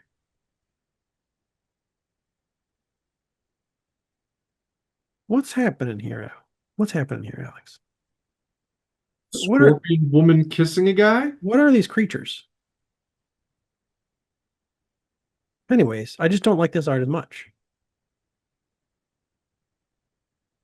But maybe some people do, and now we have different options, and that's great. Where's the Ghostbuster? Lobotomy is 2 colorless, 1 blue, 1 black. Uncommon from Tempest, Invasion, also in some World Championship decks. Current market price of 24 cents. I pulled one out of a bulk bin the other day. Basically got it for free, Alex. I don't have it in front of me right now. I thought I'd. Gather rating of 4.298. I want to use this to battle Dreadnought in Premodern, but I know that it will never resolve against the evil Dreadnought deck because they have 55,000 blue counterspells, free counterspells, 1 mana counterspells, pitch cards, cards to dig through their deck, to scry, to find the free counterspell, to counter every goddamn thing I want to do. By turn 4, they're never going to let me cast a Lobotomy.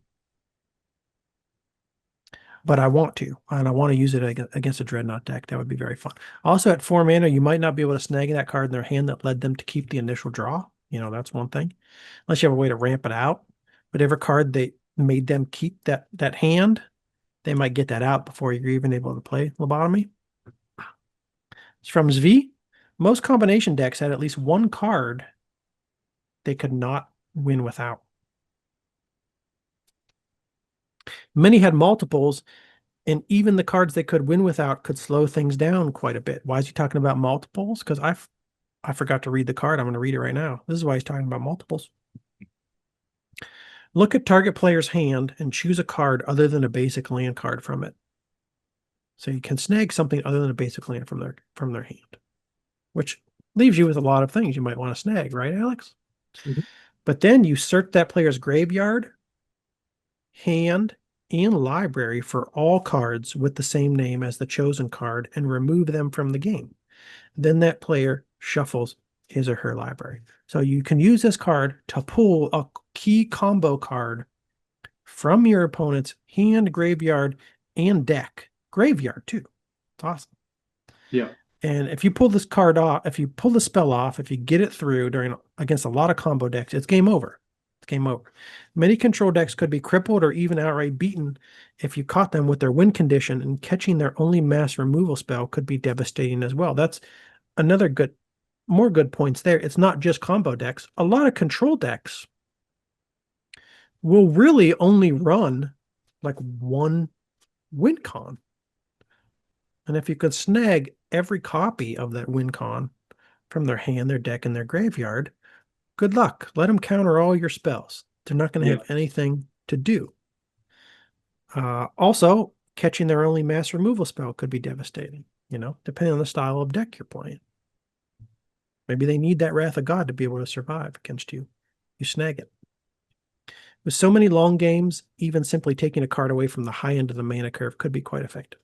And of course, this, which used to be huge back in the day, not so big these days, but used to be huge back in the day, the other big bonus was you got to see their entire deck, which back then taught you a lot more than it does now due to a lot of people playing their own homebrews and lack of other ways to take a look. That was big. We've talked about this before on the show. Everybody who played back in the day has probably talked about like when Jester's Cap was first printed. You got to dig through their deck. You got to put your disgusting, greasy pizza Cheeto fingers all over their cards. Yeah. Anything to say about Lobotomy before we move on to the next one, Alex? I don't think so.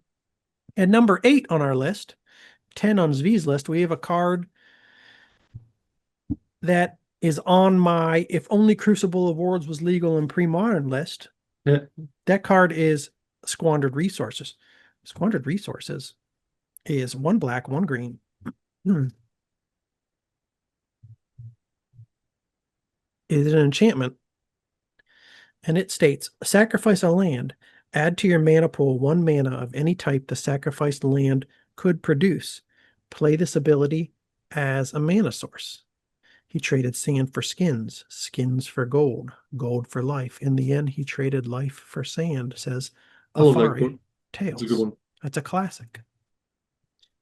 A rare from Visions, current market price of $31. You don't see any reprints because it's a reserve list card. Gather a rating of 4.276. This is a card that you and I know from the Frostbloom deck and likely nothing else. It's Frostbloom all the way for Squandered Resources. What V had to say about it was Squandered Resources is not even remotely worthwhile if it was being used in a fair way. Unfortunately for me, that's how I tend to use cards. But there are 2 strong, unfair ways to use it.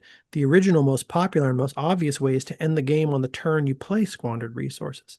The deck that did this most famously was Prosperous Bloom, refilling its mana and thinning its deck by combining Squandered Resources with Natural Balance, or simply to boost its way to its first Cadaverous Bloom or Prosperity.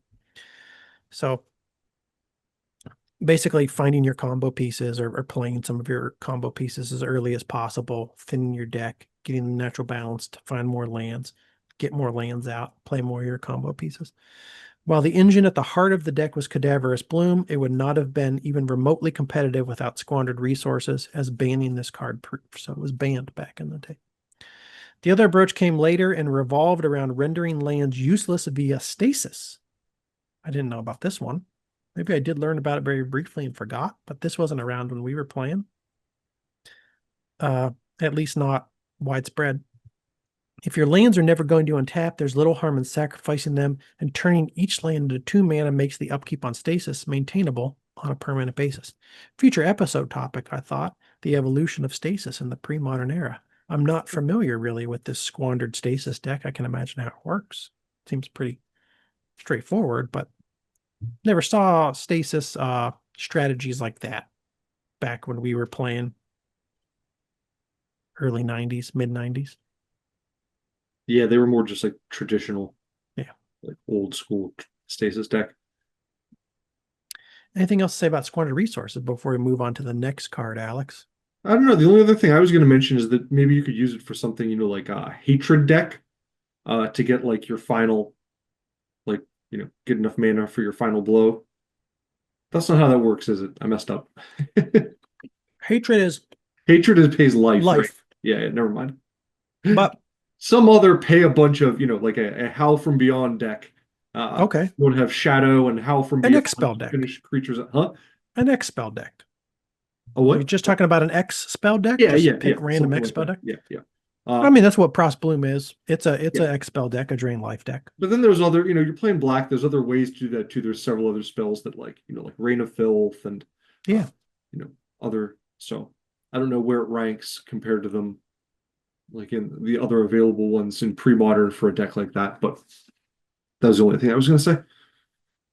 If you wanted to use it in a fair way, you could use it to ramp out this next card on the list. At number 7, we Yes. have a beast of a creature, literally.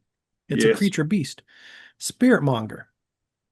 Spiritmonger is 3 colorless, 1 black, 1 green.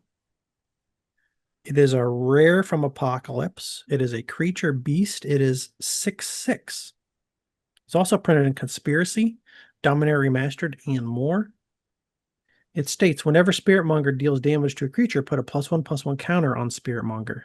You could pay 1 black to regenerate Spiritmonger. You could pay 1 green, and Spiritmonger becomes the color of your choice until end of turn. Current market price of $2.19 and a gather rating of 4.443. I don't run much into this much in Premodern.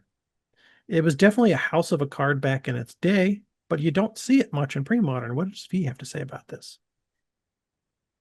Spiritmonger is an easy card to stave off for a long time since almost any blocker can jump in front of him. I think this is probably one of the main reasons you don't really see him much in Premodern. The big creatures that get played in Premodern are tramplers. Yeah. Which pisses me off all the time. As much Yeah. I love trample, but it pisses me off because I don't play these 2 creatures. Well, you Really, can play this Terravore. alongside Rancor, like I did when I unfairly and cruelly crushed my brother-in-law the other day with my beast deck. It's almost like you looked ahead at the show notes, Alex. I said this is probably one of the main reasons we don't see him because he can be chump blocked, but you can Rancor him for just 1 green. Back to Zvi. Whether the blocker lived or not, that only makes him a tiny bit angrier, hence the mongering of spirits. Spiritmonger was about there being no way out other than killing the player.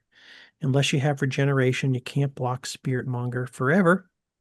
Eventually, he'll get bigger than you are and you will die. You can't chump block him forever since you'll eventually run out of chumps. You can't destroy him since he regenerates. You can't use your other removal because he's black unless you have something with protection from black, in which case he's temporarily something else. Meanwhile, Pernicious Deed and other sweepers can control the game or clear a path and your destruction awaits. Pernicious Deeds and other sweepers. You rancored and you rancor mongered poor I Lee did. the other day. Yeah. He's just a He was, noob, Alex. yeah, Why I would you do know. something? I know. He was playing like a starter deck too. And I was like, I just want to see what'll happen if I play my But pre-modern beasts deck against this starter deck. but was it a modern starter deck? Yeah. Okay, so maybe it's like maybe close to fair. Yeah, maybe. That's why I was just curious. It Yeah. was like, I even told him, I was like, I'm not sure if these decks are matched well at all in any way, but I just wanted to kind of show him some of the cards in my deck. And I got to use the Spiritmonger with the Rancor. I Hell naturally yeah, ordered baby. for the Spiritmonger. Hell yeah, And baby. then I put the Rancor on it. Yeah, felt And good. then he shit his pants and flipped over the table and kicked you out of the house. He was in You weren't awe. you weren't even playing a broken deck. That's fair. You could put I feel like it's fine to pair a totally fair mid-ranged pre-modern beast deck up against a modern Yeah, I starter. didn't think it would be like disgusting or anything. Figured it Was was it disgusting? I'm sure there were like some no. My okay. deck, I got like it like played perfectly though, like as far as my uh, you know contents of opening hand, etc. I think I missed 1 land drop, but it didn't matter because I had like 2 Manimals, Query, and Ranger, so that way I could untap my Spiritmonger after I attacked with it. For those of you who don't understand the word that came out of Alex's mouth, he said manimals. What we mean when we say manimals, it's mana animals. I don't like that. That's a term that I created and I wanted it to catch on. I don't like the term mana dorks. What's dorky about a bird of paradise, man? It's beautiful. It's an animal. It generates mana. Manimal. Mana animals. Solved. Case Exactly. closed. Next up on the list, Alex, at number 6, we have Okay.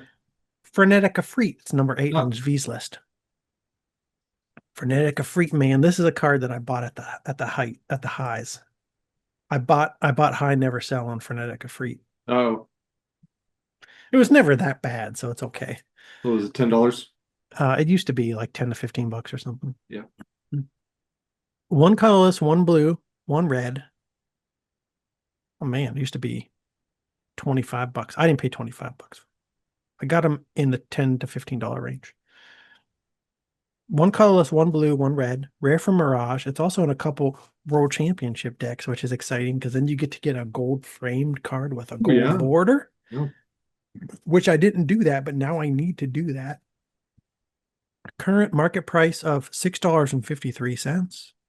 Gather rating of 3.900. You can use this card in an unusual, kind of unfair manner. Yes, we've talked about that. Chance Encounter, Frenetic Efreet combo. I say unfair, but it's not the least fair of the combo decks you can play by far. But I also really just like to use this as a flyer that's safe from removal for half the time. That's what I like to use this Yeah. for. It's not even This, the combo that's unfair. It's just like you're using this how it should be with Chance Encounter. It's like obvious. It's just the Chance Encounter is like more of an yeah, unfair card, in my opinion. yeah. It's more of a Chance Encounter issue than it is like this combo. What does V have to say about the Efreet? There were no good answers to a Frenetic Efreet. Only answers that worked half the time. It's right down here. So as long as you weren't far enough behind that he was ignorable, the Freet was always effective. The only thing getting in the way were bigger creatures, and even then, it could be a strong blocker or help soften up a defender for a burn spell. And half the time, he would live either way.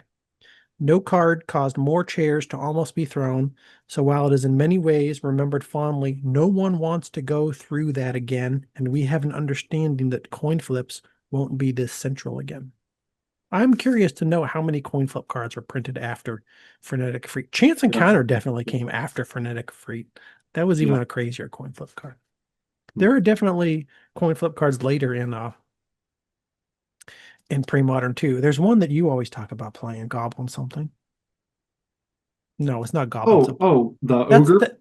It might also be it might also be a Mirage card though. Isn't it like an elephant balancing on something that you always talk Oh, about no, playing? that one involves bidding life. That's illicit auction, Oh, okay, yeah, okay, and you have never to mind. bid life. But there was a card I showed you recently. I forget what ogre it is. Menacing ogre. I'll find it. Menacing Ogre.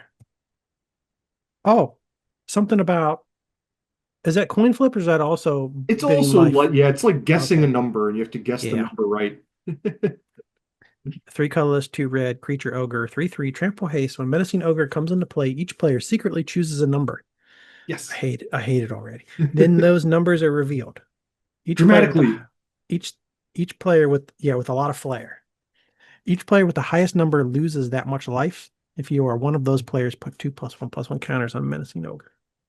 I've read this I card wasn't multiple prepared for times. this, so I'm not gonna try to explain what you should guess. I'm not going to either. But yeah, I thought about it a little bit before, and it's kind of fun.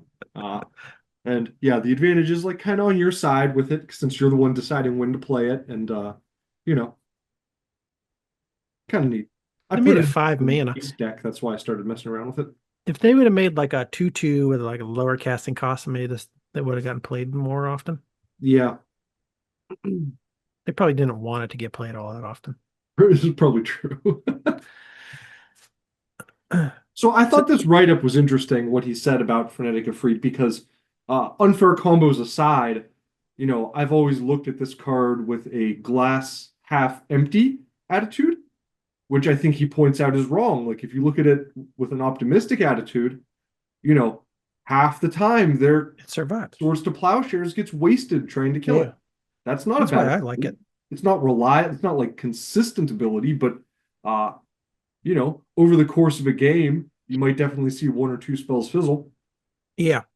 I think that's actually what I always enjoyed about it. And I think that a lot of the times it'll get extra damage through simply because your opponent will have to sit there and think, Do I want to try wasting the spell or maybe waste the yes, spell? Yeah. do I want to wait? Do I want to wait and use it against something that I know it will be useful against? Or do I want to run the chance that I played against a frenetic Efreet and it Yeah. fizzles? So then they Yeah, maybe might sit there and think about that for like the first 3 turns. Meanwhile, you've just done 6 damage. yeah. I I'll have don't to know. try playing with this a little bit. I like them. It's going in the Lightning Angel deck. Okay. That's Frenetic Efreet. At number 5, Alex, we have another key combo piece from the Bloom deck. Cadaverous Bloom. That is number 6 on Zvi's list. Cadaverous Bloom is 3 colorless, 1 black, 1 green. And it is an enchantment that states, choose a card in your hand and remove it from the game. Add black, black, or green, green to your mana pool. Play this ability as a mana source. It is a rare from Mirage, current market price of $5.78. Gatherer rating of 4.375. This is the second Frost Bloom combo piece in Zvi's top 10. What does he have to say about this card?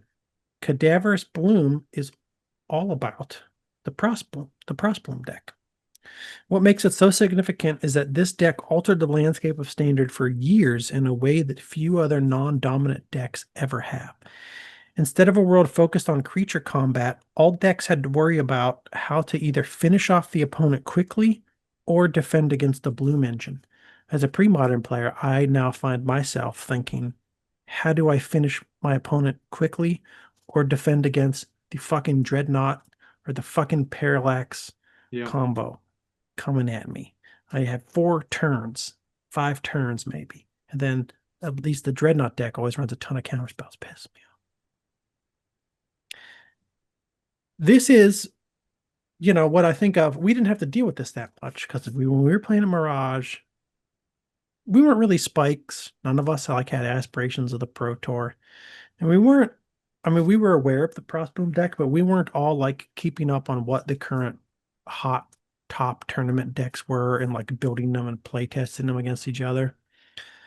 So, I didn't have to worry about you or Ryan or anybody else draining all my life with the Frost Bloom deck every time I just sat down and wanted to play some Magic with Tacky with a Sarah Angel over my moat or something. But this was a little more work, a little more legwork to assemble a deck like this that used multiple rares. Oh, most definitely. Current set, you know what I mean?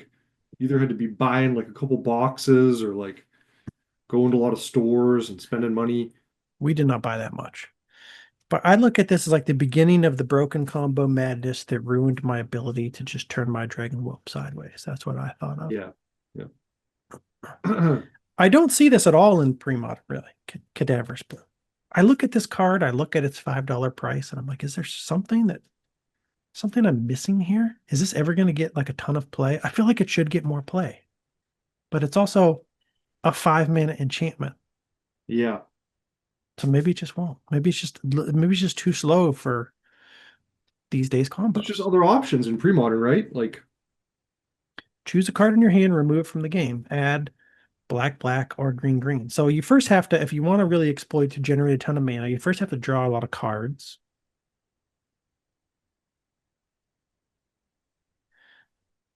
And it's a dual colored card and its use is split equally between the 2 colors. So I feel like, you'd be pretty inefficient to only be playing this in a deck that just needs one or the other of the mana. You know what I mean? Yeah. I guess maybe that doesn't matter if it's just colorless mana you need or whatever, but yeah. You're anchoring yourself into black-green though. Which isn't known for broken things in Premodern. There are other black spells that can just generate a surge of mana one time. Yeah. And green can generate mana pretty well. So yeah, I'm just thinking maybe there's just other ways to do what you want to do, but I don't know. You have to have some comments on Gatherer about it right now and see. Yes, son of a bitch. And you have to have a lot of cards in your hand to be able to use it to generate a lot of mana. Yeah, or a way to start drawing cards. In green, you do have card draw engines like Enchantress, but then the Enchantress deck, you have Sarah's Sanctum to generate a large amount of mana. Yeah. So, I don't know. Yeah, maybe the answer is maybe there's just simply aren't incredible ways to really exploit this in Premodern to a greater degree than a lot of other things that than some other cards. Yeah. Wicked art though. Wicked art, and I do have a play set, so I am waiting for it to 10x. I have one. I bought So one. instead of, but I won't sell them. Then I'll be like, yes, now I have $50 Cadaverous Blooms that I'll just never do anything. It'd be good in like a display of cards that feature flower art, you know? If you're Yeah, gonna put up a little wall mounted several cards that have flowers in them. that'd be cute. And number four, Alex, number four on our list, five in Zvi's list, we have a card that I really love. Yeah, hiss, This hiss, is a great one. hiss. I'm not even a control player, but this is a great one. The Meddling Mage. Meddling Mage is one blue, one white, creature wizard, 2/2. This is another player awards card. This is Chris Picula, the Meddling Mage. It states as Meddling Mage comes into play, name a non-land card. The named card can't be played. Meddling Mages chant so loudly that no one can get a spell in edgewise. Rare from Planeshift. It's in Double Masters and in Alara Reborn. Current market price of $18.77. This is another one of those pre-modern cards that's spiked up. I did not realize that, but yeah, it's all recent. Look at that. Wow. A gatherer rating of 4.616. That might be the highest gatherer rating of any card we've discussed so far. Is a fabulous card. This is when I eventually convert my white weenie deck, my Premodern white weenie deck, to a blue-white. This is probably the first card that I'll include. Might even be the only blue card I include. It is a skill testing card. So it's like it's a really good card, but it is also skill testing. It requires knowledge of the meta to best Yeah. wield it. Like you need to prepare yourself mentally. You need to do your work ahead of time. Study the meta. We Study were the playing, and I different think they decks. were both your decks. You had a deck with this in it, and I was playing. I didn't have a deck, and you were like, try this one. And I tried it against your Goblins deck, and I was like, I couldn't think of a name of a goblin. You know what I mean? Like I sort of remember, but I Well, couldn't yeah. be like, oh, like I know I need to say Goblin Pile Driver or whatever. So it felt very, it really highlighted to me like how much you need to know names of cards, not just like have a general idea that they have a goblin that does this thing and it's Yeah. strong. You need to remember exactly what it's called. That was probably like a year and a half ago when we were first starting to get into pre-modern. And I had built Yeah. the Lightning Angel deck. I had Lightning Angels and Meddling Mages, and I made a Patriot deck. Right away. Yeah. Okay. Right now, I've played too casually to really get the most out of this. I'd probably feel embarrassed. I'd play it and I'd look at my opponent and I'd be like, Llanowar Elf. yeah, something. I don't know what. That's what happened to me. I'd end up picking some like Eternal really Dragon. low-hanging fruit. Okay. Disenchant. You could always say Swords to Plowshares. Yeah, yeah. If they're That's playing white, you can say Swords to Plowshares. If they're playing black, then I'm like, fuck, because I'm like, I don't know. Is Smother, Innocent Blood? like duress or Yeah, you do cabal duress. therapy. I was trying to think of what creature removal. There's a bunch of them. Chainer's Edict. I'll name Yeah. the wrong one though. It's from Zvi. What did he have to say about this card? Yeah, it might be hard to know which black creature removal spells they have in their deck. Yeah. Getting the most out of Melee Mage is hard, requiring reading the opponent's likely deck list and evaluating how the game is going to go. In many matchups, the proper card to name is obvious most of the time, but against decks with no one key card, the answer can be counterintuitive if you can't get a read on your opponent. And that's the other thing. It's like there could be multiple cards that would all be good to name, but Yeah. I know that like in any particular match, I'll probably choose the wrong one. Yeah. I mean, you're still preventing them from casting it, so that's good. It's Yes. like a dead card in their hand, Yeah. even if it's not the optimal dead card. When you do have a read, it is devastating. When you know a format cold and are really on your game, the guessing can get scarily accurate. One underappreciated option is to name the card that would cause a problem right now rather than trying to stop a long-term threat. Cutting off the weak point in the opponent's mana curve is often enough to win you the game. That's maybe how I should just Yeah. start. Maybe that's a good like default way to play this card. Where, Stop the early combo pieces or yeah. whatever, stop the enablers. Or I mean, What? you're doing both if you name Dreadnought. Yeah. You know what I mean? That's why I want to play this card Yeah. for the Dreadnought deck. So many of your top decks are at a minimum severely neutered if you can prevent them from casting a key spell. I personally, so this is number 4, just because that's where it fell on the list of the 38 cards in this list that V put together. But again, this list was not put together for the pre-modern format. It was just gold cards from 94 to 2009. I think Meddling Mage is the best gold card in I mean, pre-modern I think Mage. you can make a strong case for it. It's definitely like top couple. 100%. Next one, Alex. Number 3 on our list and number 3 on V's list, Fires of Yavimaya. Much has been said on this subject. Of course, this would be very high on Is it V's high for list. historical reasons, though? Even back then? Like, had its use tapered off? I don't know about I don't know what was going on in 2009, but Yeah. definitely here in pre-modern, I don't know where I'd put it, but I don't think it makes a top 3. Yeah. I'm trying to think what I would put ahead of it though. Uh, I Vindicate. I might even put I think I might put Vindicate in fires. Mhm. In pre-modern. You don't see fires. Uh, Yeah, that's kind of why I asked, because I know it had like it's fallen off some. Crystalline Sliver I love so much, but it's really just for slivers decks. Yeah, it's niche. Uh, I don't think it's far off though, because I'm looking at the other 20 cards or 20 or so cards we've spoken about today, and I don't think I'd put them above fires, even though you don't see fires much these days. The Yeah. only one I would move ahead of fires so far is Vindicate. Maybe Mirari's Wake, but I don't see that either. But I think I do like the potential of abusing Mirari's Wake in pre-modern more than the potential for Yeah, fires in pre-modern. like it's good. Yeah. So I've moved Mirari's Wake and Vindicate up ahead of fires. Yeah.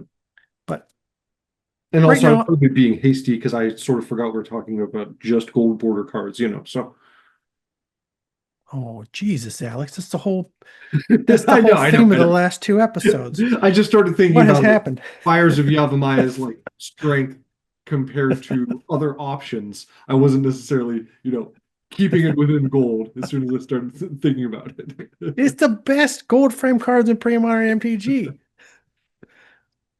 Next up, fires, number 3. 1 colorless, 1 red, 1 green. It is an enchantment. It states creatures you control have haste. This is before people could consistently remember what haste was. They may attack and turn sideways the turn they come under your control. Sacrifice Fires of Yavimaya. Target creature gets +2/+2 until end of turn. It's a rare from Invasion, also printed in Conspiracy, Archenemy, Commander 2013, and more. Current market price of 85 cents. Gather rating of 4.278.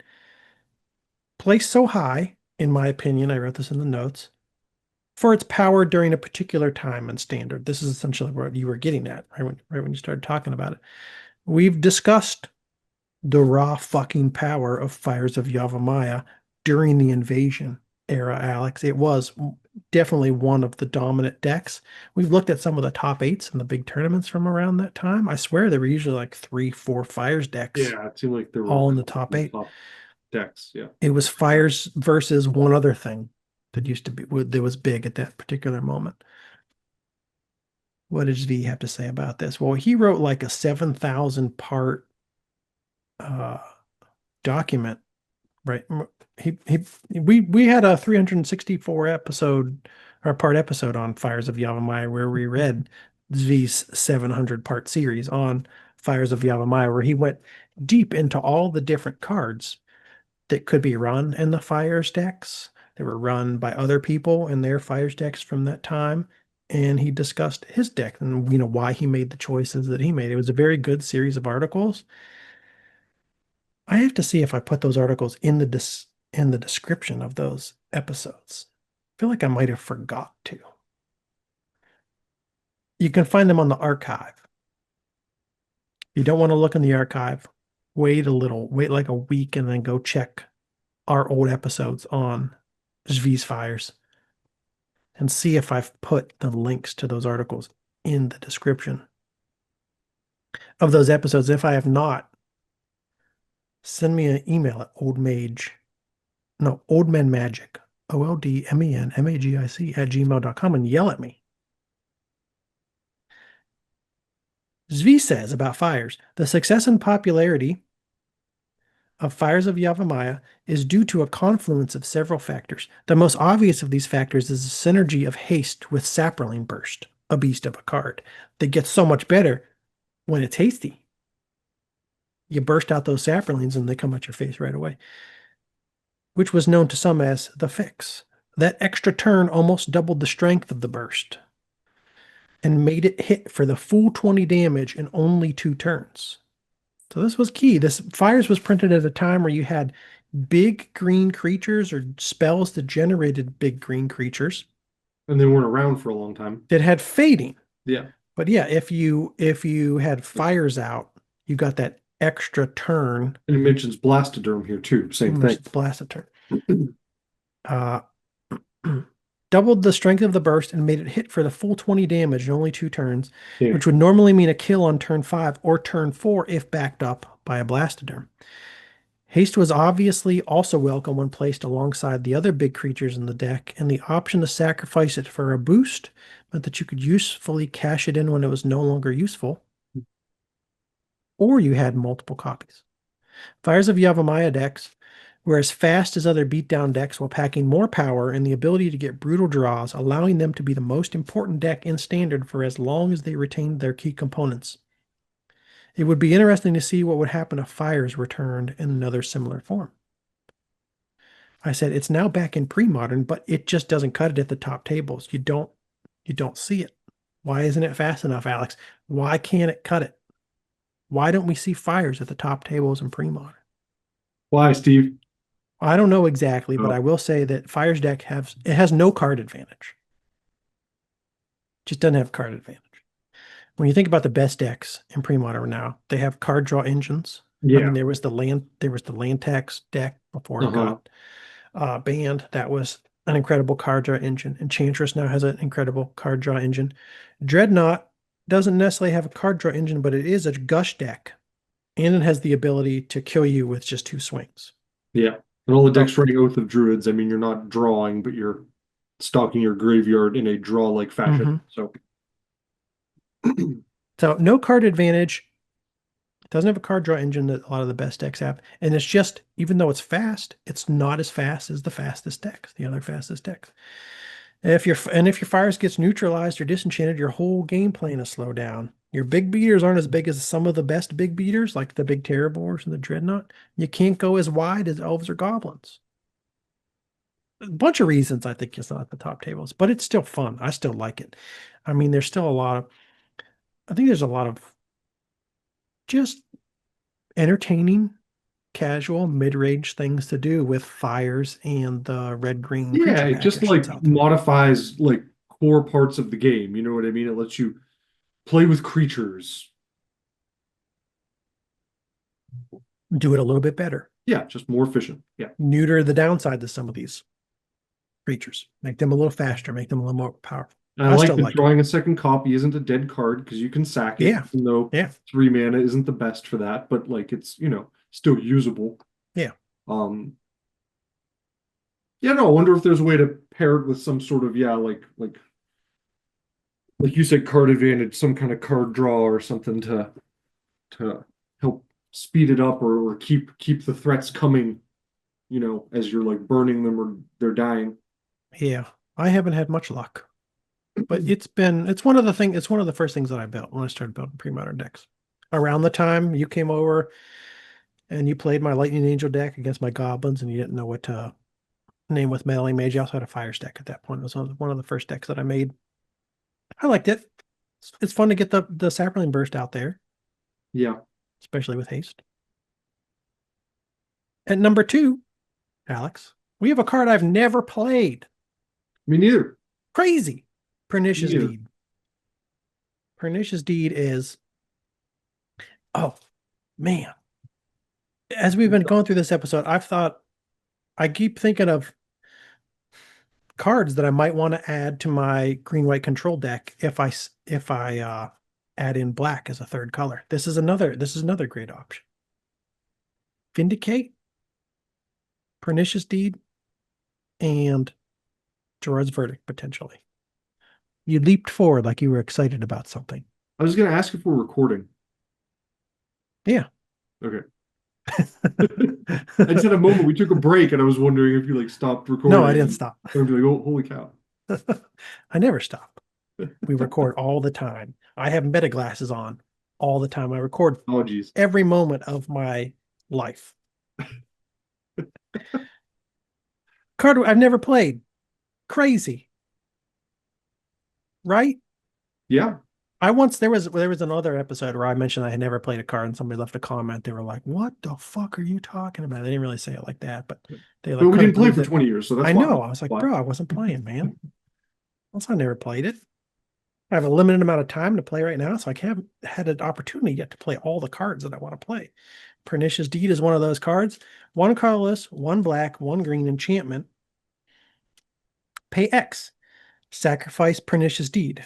Destroy each artifact, creature, and enchantment with converted mana cost X or less. So again, we're seeing another powder keg like Yeah. This one throws in wipe. enchantments, and it's everything lower than or X or less. So it hits more things potentially. Hits more things.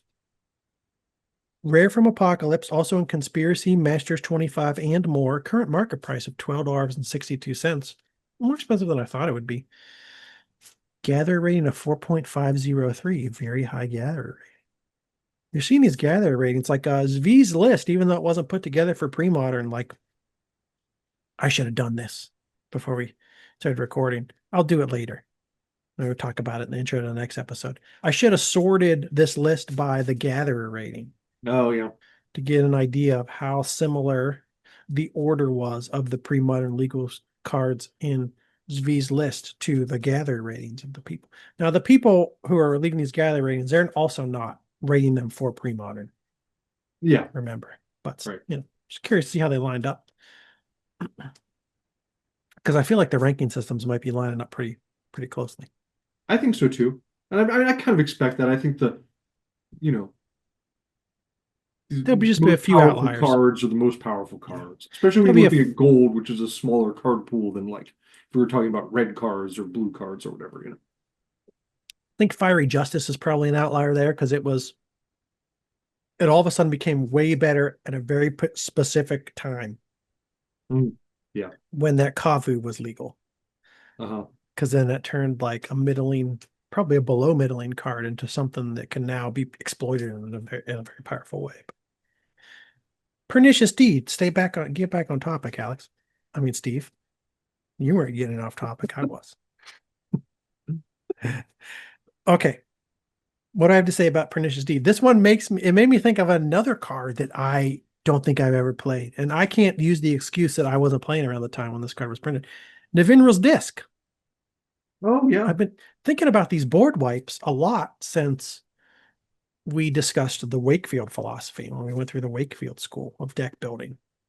And the board wipes, the resets were often a key component of his decks Yeah. because he played big fatties, a lot of beef, and he would often have a reset so he could clear the board if things weren't going his way in the early and mid game, with the idea that since he played more beef, he could out top deck somebody after he blew everything up. I never really played decks of that style, so I didn't really think about how to best incorporate these board wipes into my deck, but I want to start doing more of that. I want to Yeah. work some of them into my current green-white control build, trying to figure out which one I'm going to use. The Deed would be a good option if I brought a third color into the deck. I bought some Deeds. I've also recently bought some discs because I have a desire to master the art of the reset. What does V have to say? He had some things to say about Pernicious Deed, as you can imagine, since it comes in at number 2 on his top 50 gold cards of all time. He said the amount of power and control offered by Pernicious Deed is incredible. Used as a blunt instrument, it can be in a Vinral's disc and wipe out the whole board. So you could use Pernicious Deed in your pre-modern deck in a sort of pre-modern disco troll style deck where you have a regenerator and a deed. You pop the board wipe and regenerate your one creature to keep it around. That's how Disco Troll is played in old school. You have Nervinral's Disc. Holy shit, that was Sedge Trolls. and Sedge Trolls. Yeah, okay. So the fact that regeneration is possible is a double-edged sword that often benefited the player using the deed because it let them regenerate their Spiritmongers. Those two cards combined led to the creation of a wide array of green-black decks at Solmaka named the Rock. Or got named Rock. Eventually, that name was corrupted to include any green-black deck involving creatures, but the creatures were never the key to Rock's success. Pernicious Deed was always the key. So the board wipe in Zviesmine was the key to the success of the Rock. Yeah. When mana is I feel like available, that too after we talked about the Rock. what'd you say? I said that's how I feel too after we did our episode on the Rock. It's like that, Pernicious Deed is front and center. I mean, when we talked about the evolution of the Rock and we were talking about how it was first named, people talked about, was it a Phyrexian Plague Lord? Like that was a key creature. Yeah. I think in the first iteration. Soul's early version of the Rock, maybe. And I mean, he was quickly rotated out for other things. When I think about the Rock and creatures, Deranged Hermit's probably the most important creature for the millions. But yeah, to really control the board, to get to the point where you need to cast your whatever creature it is you choose to use as your finisher, cards like Pernicious Deed and other control elements, I mean, they really are critical. I just revealed the number one card accidentally. When mana is available, Deed also finds its way into control decks, giving Oath of Druids players a way out of almost any jam while often leaving their chosen creature intact. And in the old days, serving as an unexpected tutor target that could turn the game around out of nowhere. So yeah, maybe I'll put this into my green-white control deck if I decide to make it 3 colors.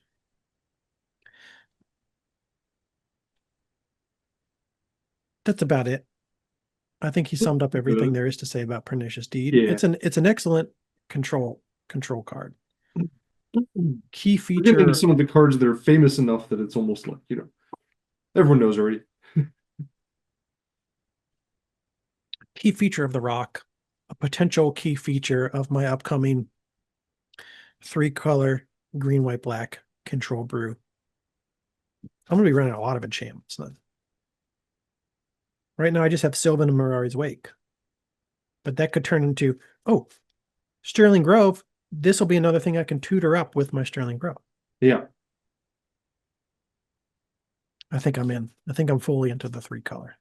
I respect that. I like black, green, white, or rather green, white, black, because you don't have much black, but I like that 3-color combo. And I've never even played it. I've never played that combo. It doesn't get used much, I feel like. Yeah, I don't know.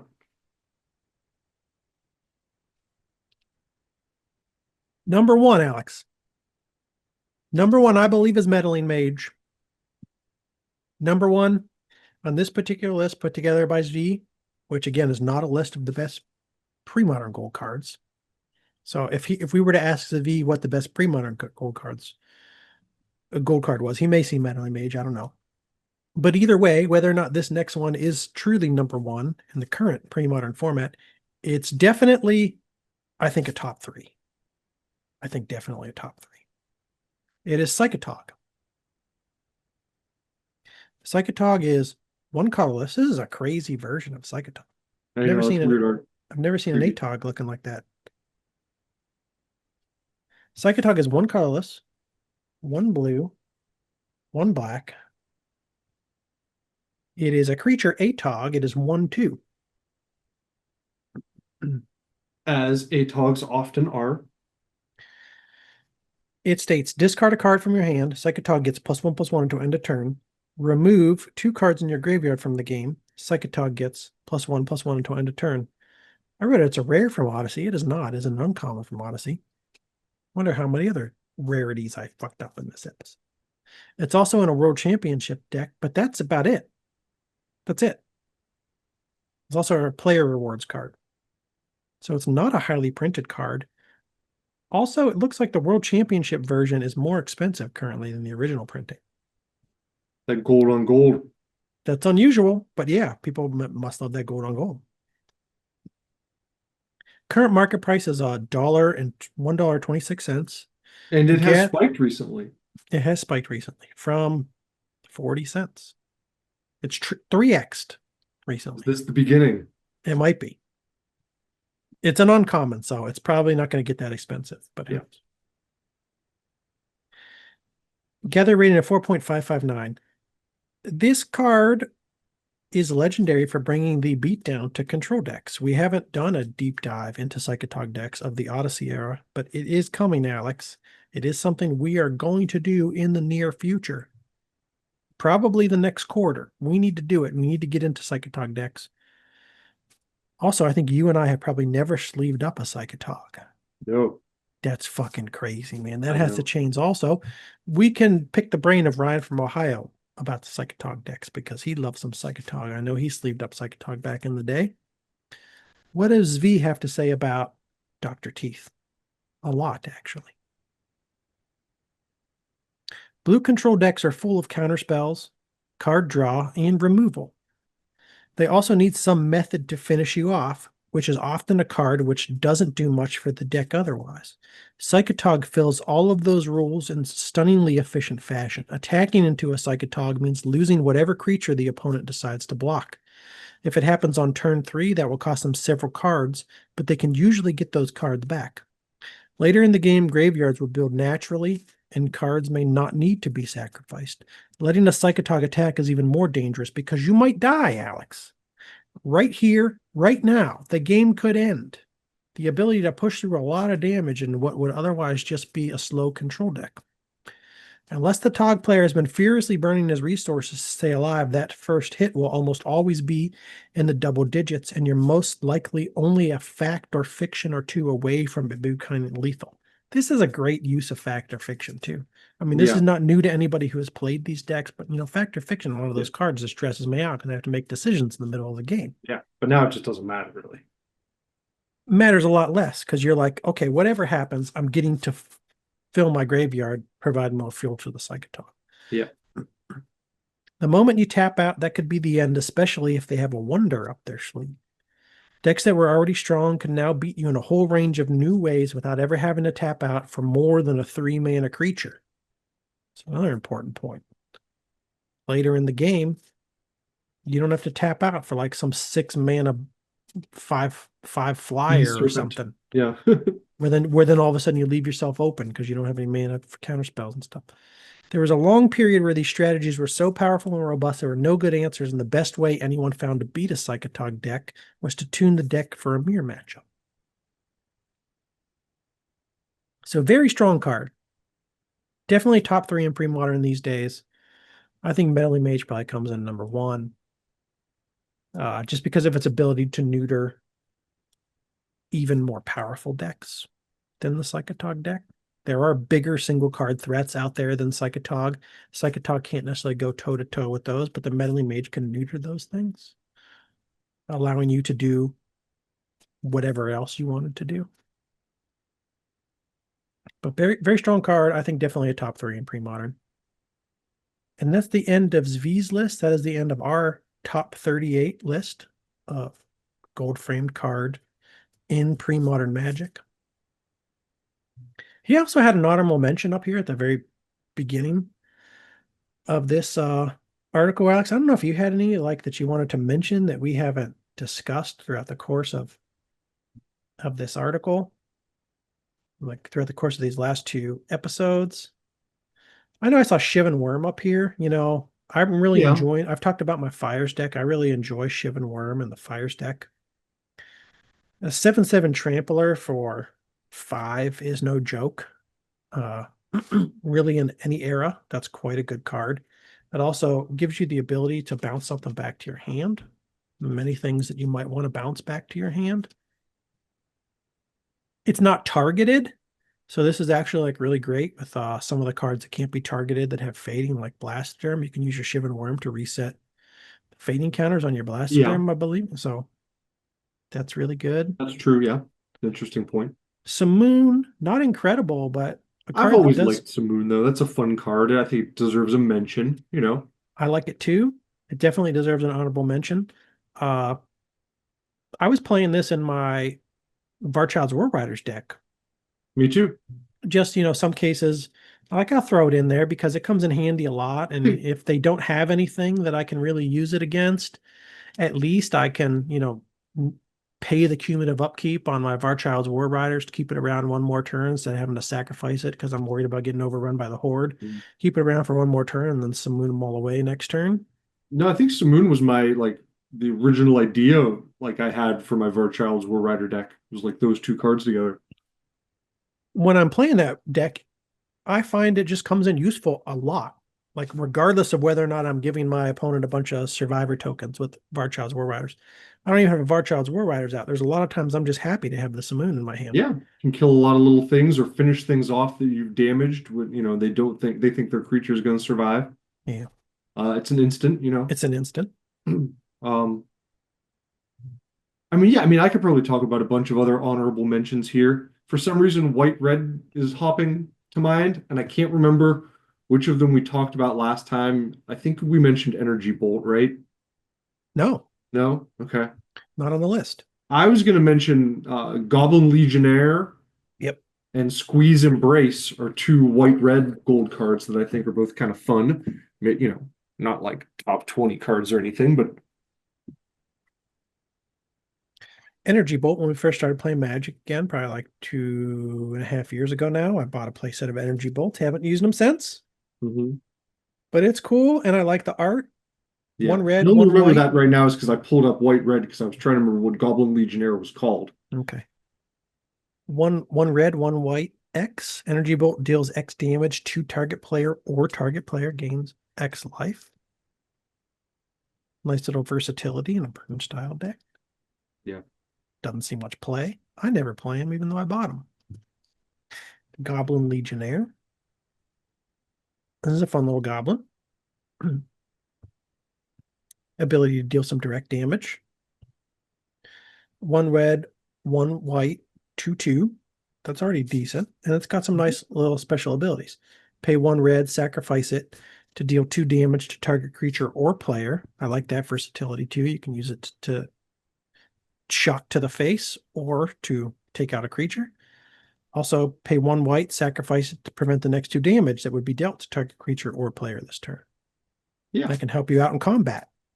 People Yeah. might forget about it. You got the little combat trick to pull back on. 2 mana, 2/2 with a couple abilities. And I mean, anytime they're going to destroy it, you're pretty much going to get 2 mana, 2 more damage out of it.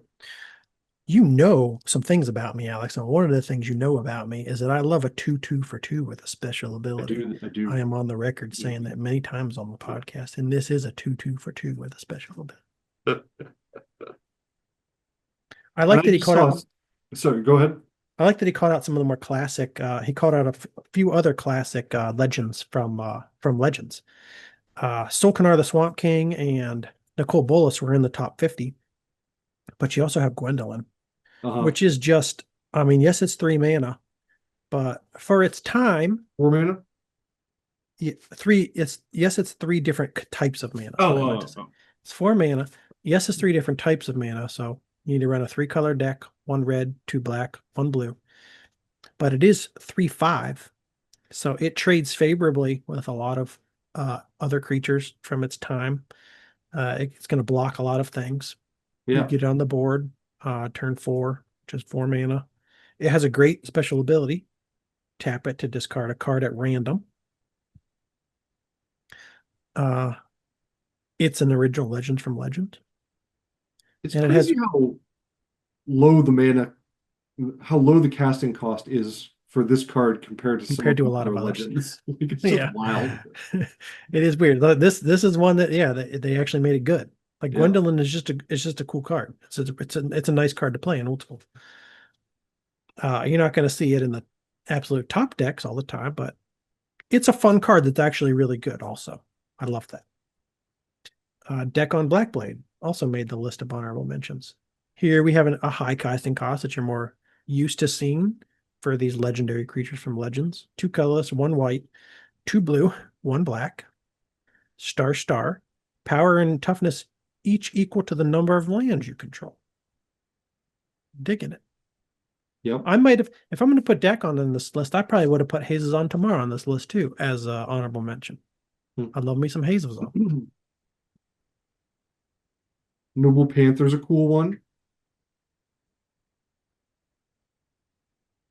I was actually kind of surprised to see this.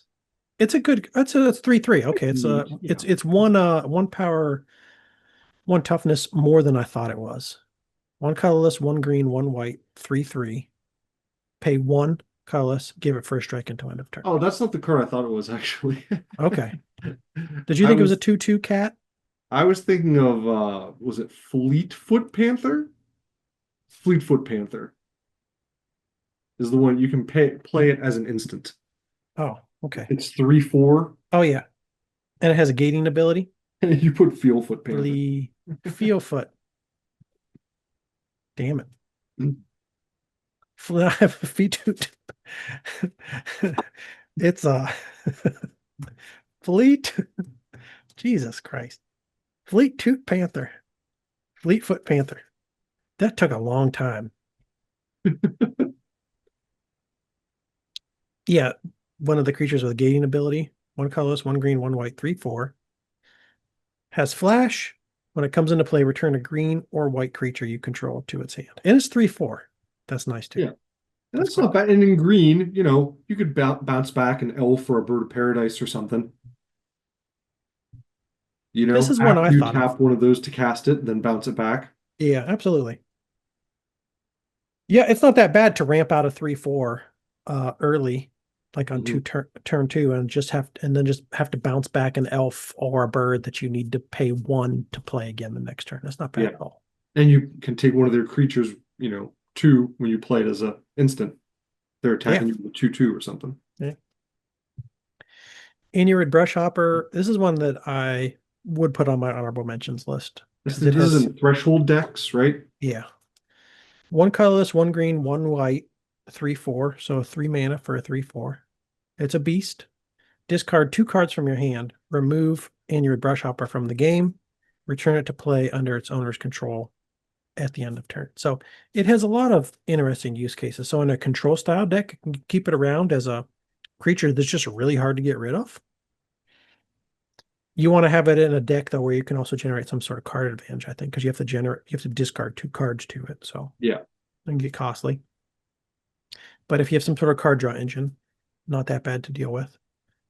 Also, you can use it in a green-white deck to get cards that you want to have in your graveyard into your graveyard, and those aren't always the best colors. To do that. When you're playing those 2 colors, it's not always. Then you don't have as many options to get cards into your graveyard. Is what I want to say, as you do with some certain other colors. So this is like it allows you to do some things in green-white that aren't always so easy to do in this color combo. It's so tough it can frighten itself into hiding. What is an Anurid? Some sort of frog beast? I would say a Nurid. A Nurid. A Nurid? I don't know. I would say I don't know what it is. Anurid. It's that thing. It looks like a fish with arms and legs. Yeah. Like a piranha. Yeah, this goes well with board wipes, pairs well with Wrath of God. Yeah, exactly. I've always passed on this when I've seen it, but I think it's worth a shot. Yes, it's a nice little card, I think. It's deserving of an honorable mention. It doesn't make my top 38, I don't think. Well, maybe it would, actually. Premodern. I mean, I think I like this more in Premodern than that Ice Age card. That's 1 red, 1 green, 1 white that I already spoke about earlier, just like 5 minutes ago, and now I can't remember the name of it. You know what I'm talking about. I do, but Fiery Justice. I just thought of Fiery Justice. I think I like a Nerid Brushhopper in Premodern more than I like Fiery Justice. I think I like a Nerid Brushhopper in Premodern more than I like Destructive Flow. More than I like this other card that I just wrote, Reparations. There we go. I think Something on that honorable mentions list I think I just saw and then I forgot. Oh well. there's Questing Photograph. There is Yavimaya Barbarian. One that I didn't expect to see, actually. 1 red, 1 green, 2/2 pro blue. There's got to have been a time where, well, I mean, I guess it's always. I know what I was gonna say. Uh uh Hull Breach. Did we talk about that last Oh, episode? no, it's not on Oh, the I think list. Hull Breach is I feel like that's a top 50 Okay. in pre-modern, at least. Hall Breach is a card that I always see people put in and like they take it out. Really? Or it's in a sideboard. And it's just because it's sorcery speed. But it is the type of card that I do like to play. Because I'm always like, 2 for 1. Yes, 2 for 1. It's still good. Is it top 50? I like it more than Destructive Flow. It would be top 50. It would be top 50. We only talked about top 38 because remember we do Yeah. things a little bit differently Yeah. here. This takes the spot of one of those like modern cards in there or something. It does. I think it's top 50. I do like this card. Okay, Alex. Okay, Steve. I think I'm done for the day. Are you done for the day talking about Yeah. Magic the Gathering? I need food. I have some salmon to cook. My salmon's going to go bad. I also have some grocery shopping to do. And I have to do some prep for tomorrow because, we work Monday through Friday, but work really always starts on Sunday. If I don't do prep beforehand on Sunday, then I'm behind as soon as I walk in on Monday and people start yelling. They're like, I'm like, oh, let me have my coffee. Let me alone. They're like, there's no time for coffee. And I was like, I live in hell. Why can't I just chill out for a living? I'd be sick if I could just chill out for a living, Alex. I'd be so good at that. I'm really good at that, actually. I'm actually terrible at chilling out. But it's mostly because I'm stressed by work all the time. If I didn't have work to do, I'd be the chillest motherfucker around. I believe that. You don't believe that? I believe that. Oh, okay. I I was believe gonna say I don't even know if I believed it when it came out of my mouth. So I was wondering if you did it. Okay. Thanks for podcasting with me, Alex, today. Yes. Thank Thank you. you, listeners, for listening to us podcast. If you made it this far into the episode, oh my God, man, that's crazy. I love you for that. We're very appreciative. I'm sure some parts of this episode were kind of rough to get through, but you stuck with us. You made it all the way to the end. We'll never forget. We'll never forget that. Unless you don't tell us. Well, if you don't tell us, we're not forgetting. But if you want me to remember, put it in the comments or something. And if you think, I'm just trying to get like engagement for the algorithm or something, fuck the comment section. Don't put it in the comment section. Send me an email at oldmenmagic@gmail.com. Be like, Steve, I made it all the way to the end of episode 111. I'll respond to you. I'll say, thank you so much, man. That's crazy. Not only did you take time out of your day to listen to the entire episode, make it all the way to the end, you then took even more time out of your day to send me an email to let me know about that. We really appreciate it. I'll forward it to Alex. He'll also really appreciate it. But you know what? If you didn't listen to the whole episode, if you just scan ahead like towards the end and now you're hearing this part and you're like, I'm going to send him an email and pretend like I listened all the way. Don't you dare do that. Don't. No. Start at the beginning, listen all the way to the end. If you do that, then send me an email about it. I will appreciate it. I'll remember it forever. I'll forward it to Alex. He'll remember it forever. Alex, If do you you have want. anything? Do you have, if you want, yeah. Again, we're not forcing you to do I anything. did have something else to say, Steve, but I forgot what it was. You don't have to click the TCG Player affiliate link. Do what you feel is right in your heart. You don't have to send us an email. Do what you feel is right in your heart. You don't even have to listen to the podcast. There's a lot of podcasts I don't listen to. But if you do listen to this one, thank you very much. Really appreciate it. Alex, do you have anything that you would I like? remember what it was. Yeah. Okay, perfect. I knew if I just kept talking, eventually Yeah. you'd remember. Yeah. Crovax started off skinnier and smaller, and then he got beefed up to maximum size during his dark rebirth at the hands of Yawgmoth. That's crazy. So that's like that's the bigger Crovax is after he tried to betray the Weatherlight crew and he got messed up, and then He put Yaw him on TRT. gave him Man, oil blood, glistening oil blood, it says. Crovax the Cursed vampire. Yeah. He's small there. Did he used to be Yeah. a He's small there. He's small on the slaughter card. Slaughter, which was just spiked, by the way. I'm not sure why that card is having a spike. was he originally a vampire or was he a human and then he was like cursed to No, become a I vampire think he was a human, and then he and was made into like a giant beast? yeah, something happens when he fights Selenia. She explodes and it messes him up. It drives him mad and warps him into a vampire, apparently. So it was after he fought Is that how Selenia. vampirism works? You get Selenia explodes on you and then become a That's, vampire? I mean, in this case, the card Deathstroke depicts this battle. Really? Battle? I don't remember ever seeing this card before. Slaughter, 2 colors, 2 black, buyback, pay 4 life, instant and uncommon from Exodus.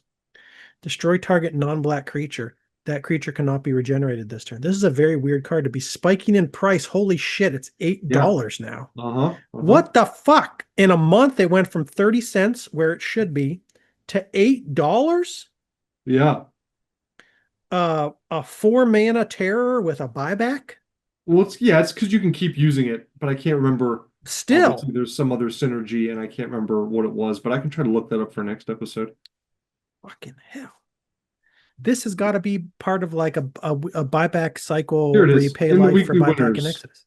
God Slaughter damn has it. been under 50 cents forever. That is Yeah. until Y'shtola Knights Blessed was previewed and made it spike.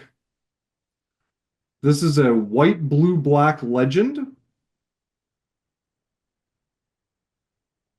This is not okay. Why don't I have 50 of these? Right? A cat warlock? Is this Okay. is this something to do with Final Fantasy? That probably, yeah, this is a Final Fantasy card. By But the she has way, ability that triggers if you lose 4 more life, oh Jesus. and an ability that triggers when you cast a non-creature spell with mana value 3 or greater. Oh So my God. every time you use Slaughter, you will draw a card, deal 2 damage to an opponent, and gain 2 life, People. which half negates the buyback of the Slaughter. None of you guys are going to want to really keep doing this forever.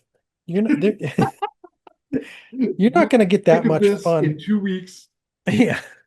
You're not going to have that much fun with your Y'shtola slaughter deck. I understand, this is Maybe they will. Maybe it's really fun to play, Steve. $8. 30 Maybe it's cents really... to $8? I know. Yeah. I haven't really been following this. We got to do a little bit on Final Fantasy, actually. Yeah, we haven't talked about that yet, and by the time we do, it's going to be over. But all I want to do is talk about the pre-modern reprints of Final Fantasy. We won't be talking about Y'shtola. True, yeah. Although, but you, since you look at more modern stuff than I do, you can show some cards that you think are cool. We'll talk about that. Yeah, I'll try. You don't have to. Again, Alex, follow your heart. That's what I tell people to do. Whatever feels right to you in What's your your life. new thing? But I am very surprised about I'm very surprised by how popular this Final Fantasy set seems to be.